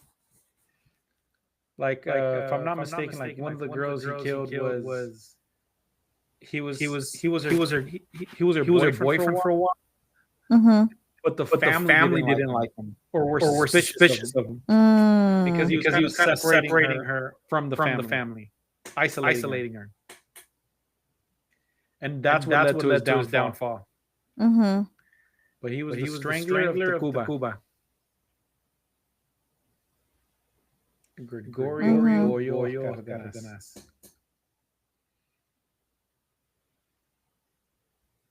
Yeah, I'm gonna have to watch something on him. Yep. I'm already bookmarking his wiki page. I don't know if I could. I don't know. A lawyer. Yeah. I mean, if you're looking for a lawyer, you want one that knows his shit, right? True. But then again, he went to jail. So, I mean, either way, but yeah. And the thing about it, like, if you really think about it, it's a really fucked up way to think, but I mean, there's so many people out there in the world that are doing normal jobs and doing some really fucked up shady shit on the internet or at home or on the down low, you know? Yeah. So, I mean, you just never know. No, you never know. And with a lot of these serial killers, with the exception of a few, but a lot of the real famous ones, they were very smart. Mm-hmm. Like I said, with Ed Gein, he wasn't all there. So yeah, he wasn't, and he wasn't. His other personalities weren't smart either, because no. I mean, it's not like he was like covering his tracks. Like, he was leaving everything out in the open. Yeah. And so that's why I think, like, when they started to show more on his like personality switches or his hallucinations, it became more like apparent that this person was like truly sick. Like, it wasn't as much as like the other guys that followed him, where they're narcissistic. They know what they're doing. They have no morals. They have no conscience, no nothing like that. He did, but he didn't have a grasp on what was going on, what he was doing. Yeah. You know what I mean? He was like, I have a peculiar hobby. Yeah. I dig up bodies and I make things with them. Yeah, like that was him. Yeah, right? And everyone was like, that's not normal. He's like, I said it was peculiar. Yeah. I was like, that's beyond peculiar. Yeah. And see, that's the thing. Like, that was the actual Ed, right? Yes. And then he had the other personalities that made him do other things. Like, the fact that Adeline brought him those pictures, like that, I think that was like the kickstart to it. Like, he started seeing things and it created that personality of this the captain or whatever she was. Yeah. And so he started doing the things that she did, quote unquote did. And so like that created a personality there, you know, and then mom dies. So now I gotta be my mom too. You know, so it's like he was collecting personalities instead of bodies, if that makes sense. Yeah, that's kind of what he was doing. Yeah. Because he would get different bodies to be his mom. Mm-hmm. Crazy. There was just a lot that he did. Mm-hmm. Mm-hmm. And but whenever he was truly himself, you could see that he wasn't the brightest person in the world. Mm-mm. Like when they tell him to write a number, and he goes so slow and it's very sloppy. Mm-hmm. That goes up to his upbringing because he worked the farm. Mm-hmm. And the same thing like in Mexico, at a certain age you have that choice: go to school or go to work. Yep. Or start working. And back then in rural America, it's go to school or go to work. Mm-hmm. And without a dad there, him and his brother kept working. Yeah.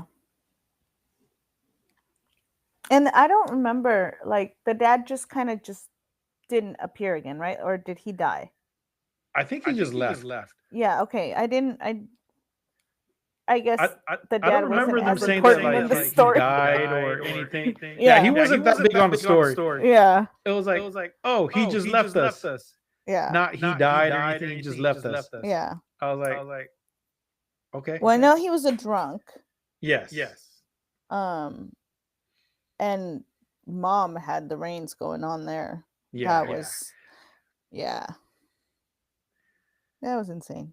The mom character was just. I think they picked the perfect person too. Yes. The perfect actress to portray the mom. Yes. I mean, the sister from Roseanne. Yeah. Roseanne is one of my favorite shows, even though Roseanne turned out to be a racist, but that's a whole different that's story. A whole other thing. Yeah. But the show itself, even when they continued without her and made the Connors, I still watched it. And I don't know, for some reason, I live in a very small town in Washington, and it's crazy because I lived in Mexico, and then the time before coming to Washington, we lived in San Fernando Valley in California. So all Spanish everywhere, everything. And when I came here, we moved to a really small town right next to the mountains. Yeah. And I was one of 3 Mexican kids in this school. That's it. And there was one black guy. That's it. Everybody else is white. And I had to basically relearn English because I had gone back and forth between California and Mexico. And like I said, all Spanish. Yeah. Even in California, it's all Spanish. And so I relied a lot on Saved by the Bell, Full House, all of the sitcoms. And when I watched Roseanne for the first time, I was like, oh my God, those are all the families that are around here. Yeah. That is how it was.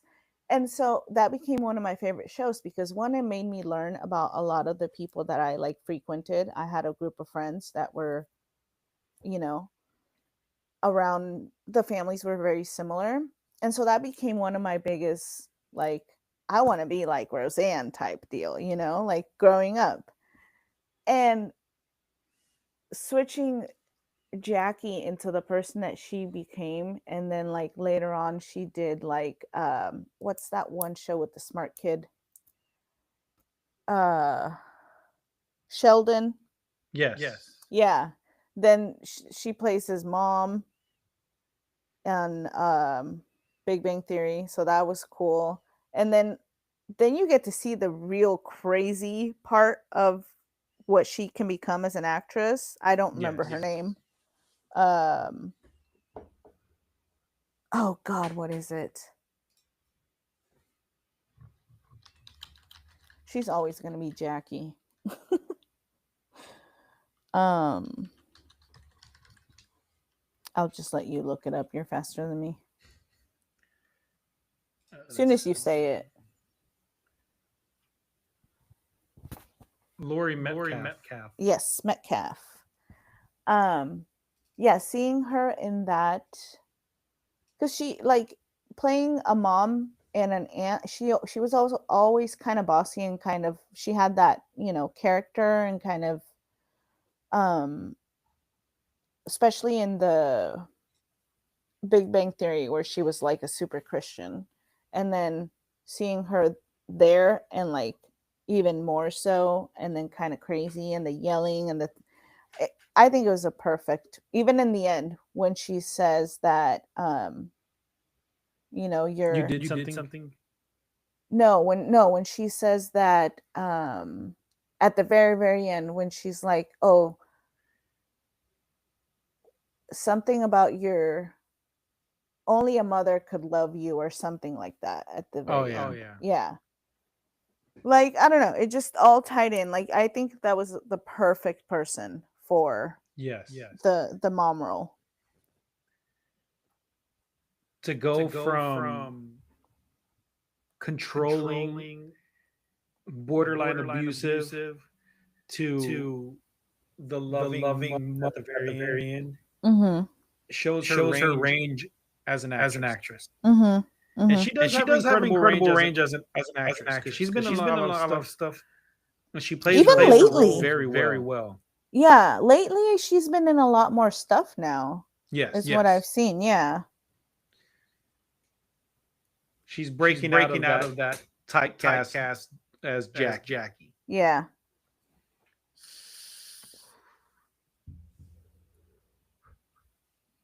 But yeah, there's I could go on for hours on the different aspects of all the serial killers Mm-hmm. and the actors and actresses that portray them.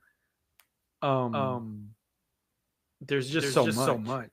Yeah, a lot. And with the way like that I've confused some of the ones that I've talked about, that just shows how much research I've done. Mm-hmm. Mm-hmm. Yeah, no, I feel the same way, because like I could be talking about one person and then it doesn't help us when there's so many similarities too in between them, right? Yes. So and then there's that, like the cross-dressing, like earlier with the clown killer, and they're very, like, when you look at their pictures, they're very similar. They're both really chubby. They have those fetishes and all that goes into play, like it. But like being able to also, especially in like channels like this, being able to like recognize that and like going back and like, oh, that was my mistake, because there's people out there that are like, oh, it's fine, and that's how like misinformation happens too. And it's also about like people that really want to know and really like are interested to be able to get facts. That's why I was kind of nervous. I'm like, what if I mess up? What if I say something wrong? Oh no, that's fine. Yeah. I had something like that recently happen on a video I put out on YouTube. Mm-hmm. And someone put in the comment, they're like, it didn't happen there. It happened. She didn't get murdered in front of her house. She got murdered on the street in front of a government building. Mm-hmm. And I went on there and I saw the comment. I was like, oh, if I'm wrong, I'll redo the whole video. Mm-hmm. And I pulled up my research. I was like, two very similar cases. Mm. That's what was confusing the guy. Mm. And it was a case over vigilante mothers. Yeah, I know what you're talking about. And it was two mothers. Very similar stories. Mm-hmm. Cartel killed their daughters. Mm-hmm. Mm-hmm. And they both went after the cartels. Mm-hmm. The only difference is where they died. Got killed in front of her house. Mm-hmm. The other one on the street. Mm-hmm. And I think the one on the street, she didn't die there. She was shot down. Yes. In the street, but then she didn't actually die there. And there's like video of that. Yeah. That one, the other one does have. I don't think so. But the one that with the video, there's I think it was Netflix. There was a documentary on her not long ago, because she's the recent one, and she I think she started looking into like coyotes or something first, and kind of worked her way down. And she was taking more legal matters. Yeah, because she was going like to the Congress and the government officials trying to get things passed. And that's what pissed people off. Yeah. The other one, she was just going after straight cartel. Yeah, that's crazy. Yeah, although but I've been called out a few times. Yeah, I can't blame them. It happens, it happens. And it's good that like, you're taking accountability and being able to like, go back and like, okay, yeah, I messed up, or actually this is similar to this other thing or whatever. See, one of my biggest things when it comes to starting my podcast, like I said, I want it to be more of a conversational type, like questions, or I'm not saying I'm an expert in any topic, but I know quite a few things. Yeah. And so like that's kind of where I want to take it, and have like conversations of like my upbringing and like my life and things that I've gone through. And like I talk about it with my cousin on the daily, you know, because we want to do it together. But we know our family, and as much as we would want them to like support us and kind of, you know, watch and stream and do all the things. I feel like some might take some stuff personal because we're very open. We're probably what you would call the black sheep of the family, if you will. I think a lot of podcasters yeah are the black sheep of the family. I know I am. Like guaranteed I am. Because something happened in my family a few years ago. Mm-hmm. And I've gone very close to no contact with a lot of them. Mm-hmm. Yeah. So I have some. Yeah, I have some that I have no contact with. Yeah. Well, I get it. Let me rephrase that. I'm the kind of person that if you don't reach out to me, I will never contact you. Yeah. And I got family on both sides, my mom and my dad's side. Mm-hmm. And they're like, have you talked to such and such? I'm like, no, they have my number. Yeah. I haven't heard from them in like 15 it works years. both ways. Yep. So I used to try to talk to a lot of family Mm-hmm. on my dad's side. And I would only ever see them. Like after a while, I kind of gave up. And I would only see them after that, like at funerals. Mm-hmm. And they'd be like, oh, you're Joe's son. We haven't seen you in so long. Take our numbers. Come over next week for a party and all this stuff. We'll call you. Nothing. I was like, you know what? Y'all have my number. Yeah. Yeah. If y'all ever need me, call me. See what happens. I've never heard from them ever again. Yeah. It happens. Yeah. But I think that's a common trait with a lot of podcasters. Mm-hmm. Mm-hmm. So you got nothing to worry about. Yeah. No, I'm definitely gonna start doing some stuff, and I have quite the bombshell story to tell. I have the ultimate story time. It goes around a little bit around the topic that I mentioned to you, that was going on. And but I'm not ready to tell that yet since I'm currently in that. So yeah. But I can't wait. I cannot wait. It's just the let's just say this. When we touched that term earlier, a functioning psychopath,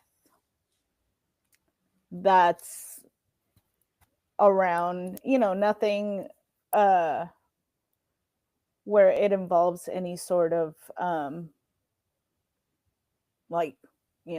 violence or anything like that, but like mind fucking to the extreme is and so that's what, like, I can't wait to tell this story. I think it's gonna, even if it's just for me to be able to like get it all out and not just in bits and pieces, it's going to, even if it doesn't do any numbers, like that's fine. Just for me to be able to get it out is going to be amazing. Well, the day you do, let me know, and I'll be sure to listen. Yes, I will let you know. Soon to come.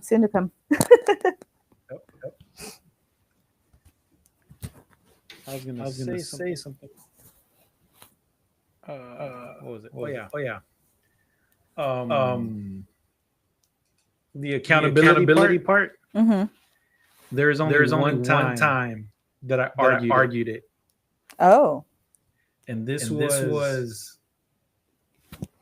I want to say like a year ago, if not a little bit longer. Mm-hmm. There's another content creator out there that's huge into Hispanic folklore. Mm-hmm. He's always posting stuff about the Aztec gods and La Llorona and all that stuff, right? Mm-hmm.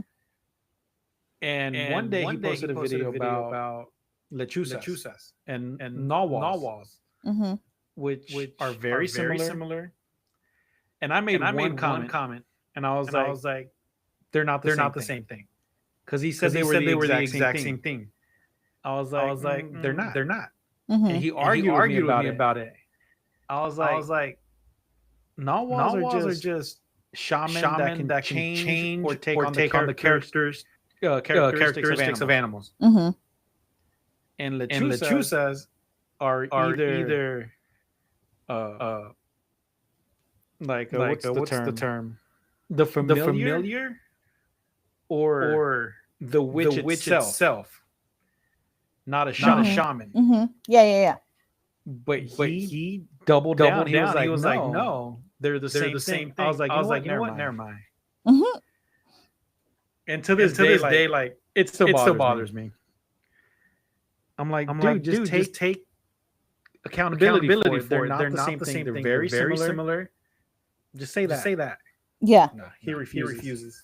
And that video came up on my feed like 2 months ago. I looked, my comment was still there. I was like, fuck this guy. That's funny.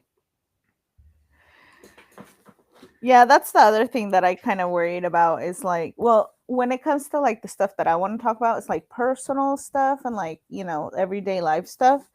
So I'm sure people will have stuff to say, comments and whatnot, or their own opinion. So I don't necessarily have to worry too much about like, accountability as telling a story of somebody else. Like this is my own story and like my own conversation. So I think that's gonna help. But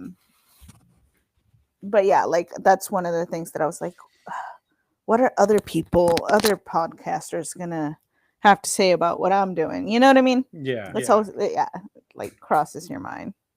It does. But you just gotta go for it. Yeah. Because I do paranormal and true crime. You know how many paranormal and true crime podcasts are out there? A lot. But my main niche is that I focus a lot on Hispanic crimes. Mm-hmm. Mm-hmm. And there's only two other, maybe three other big podcasts that do the same thing. Mm-hmm. Mm-hmm. And the funny part is we all have similar names. Yeah. There's me, Spooky Mysteries, and then there's a Spooky Tales, and I can't remember what the other one is. But there's like 3 or 4 other spookies out there. Mm-hmm. There's one story that you did that I literally listened to the episode right before I went to bed. Like it didn't like scare me or nothing because it was one that you did on a acquaintance that you had that was in a organized group, if you will. And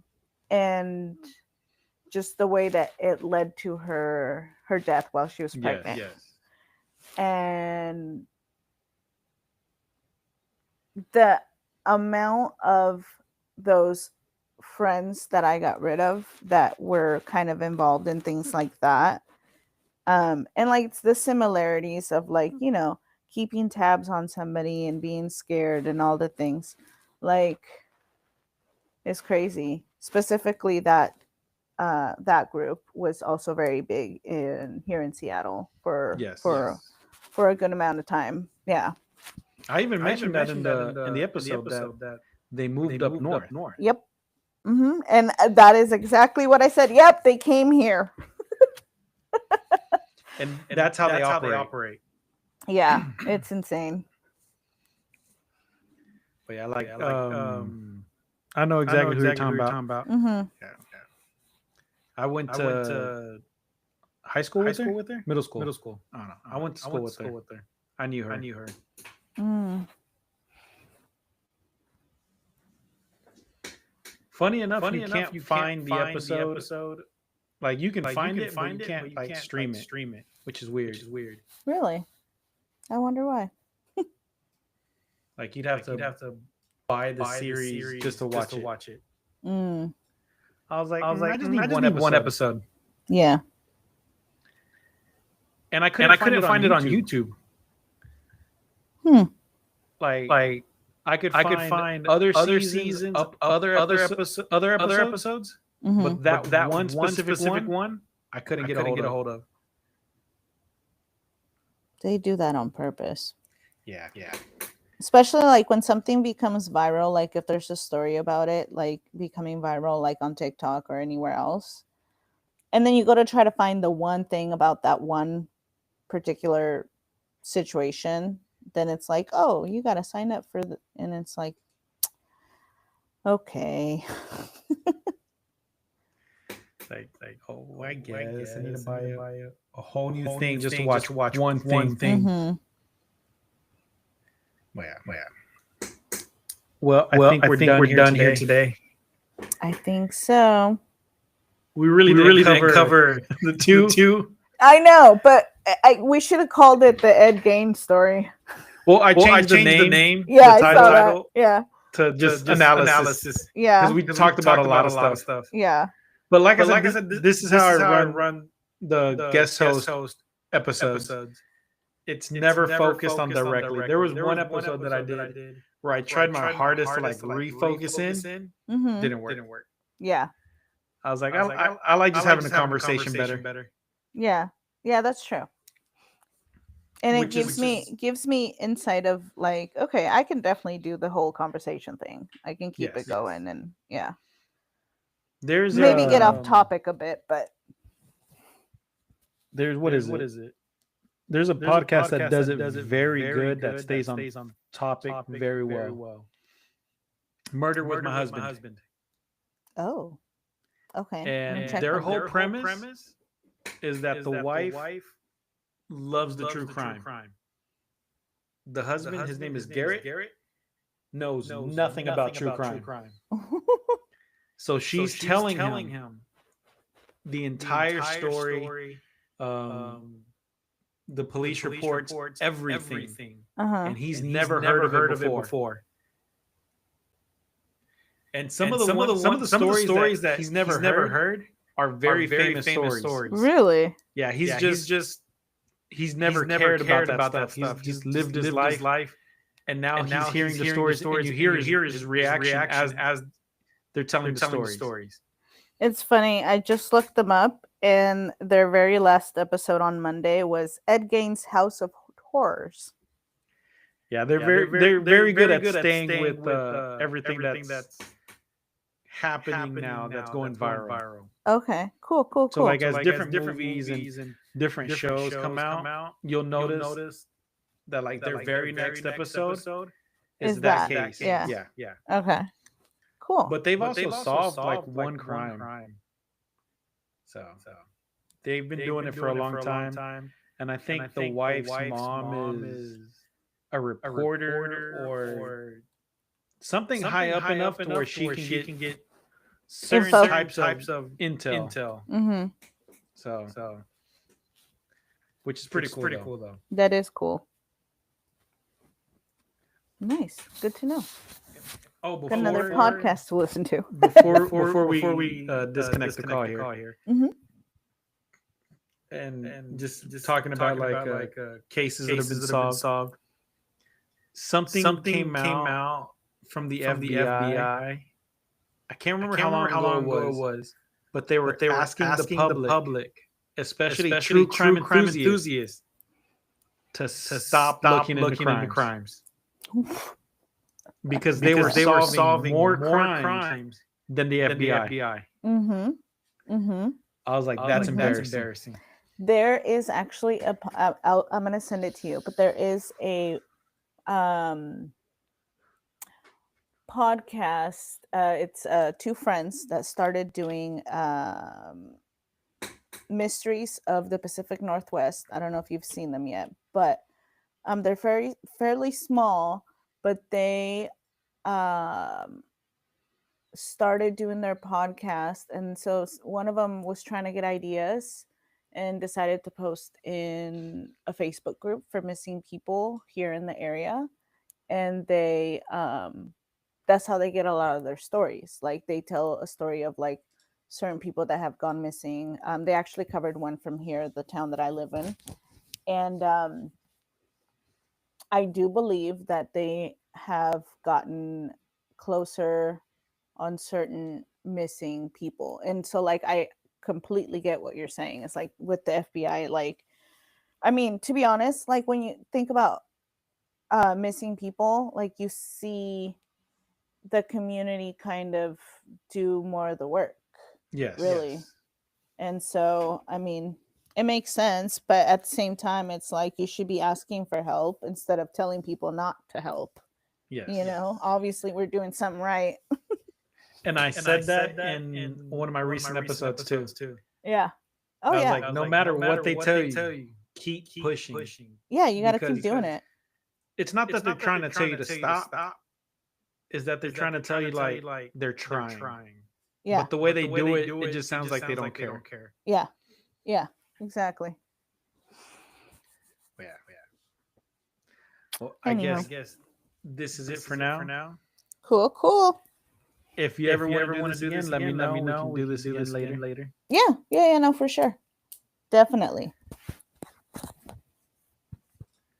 And thank you again for having me on and letting me kind of get my feet wet in the whole podcast thing. I mean, I've done lives, but that's not the same.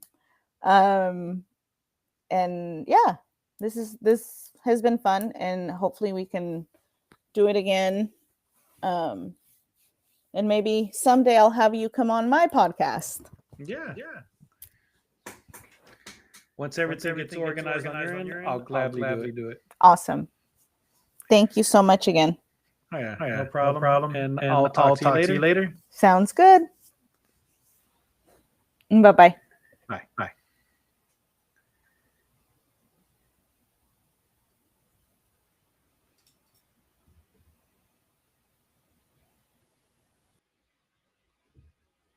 Cool.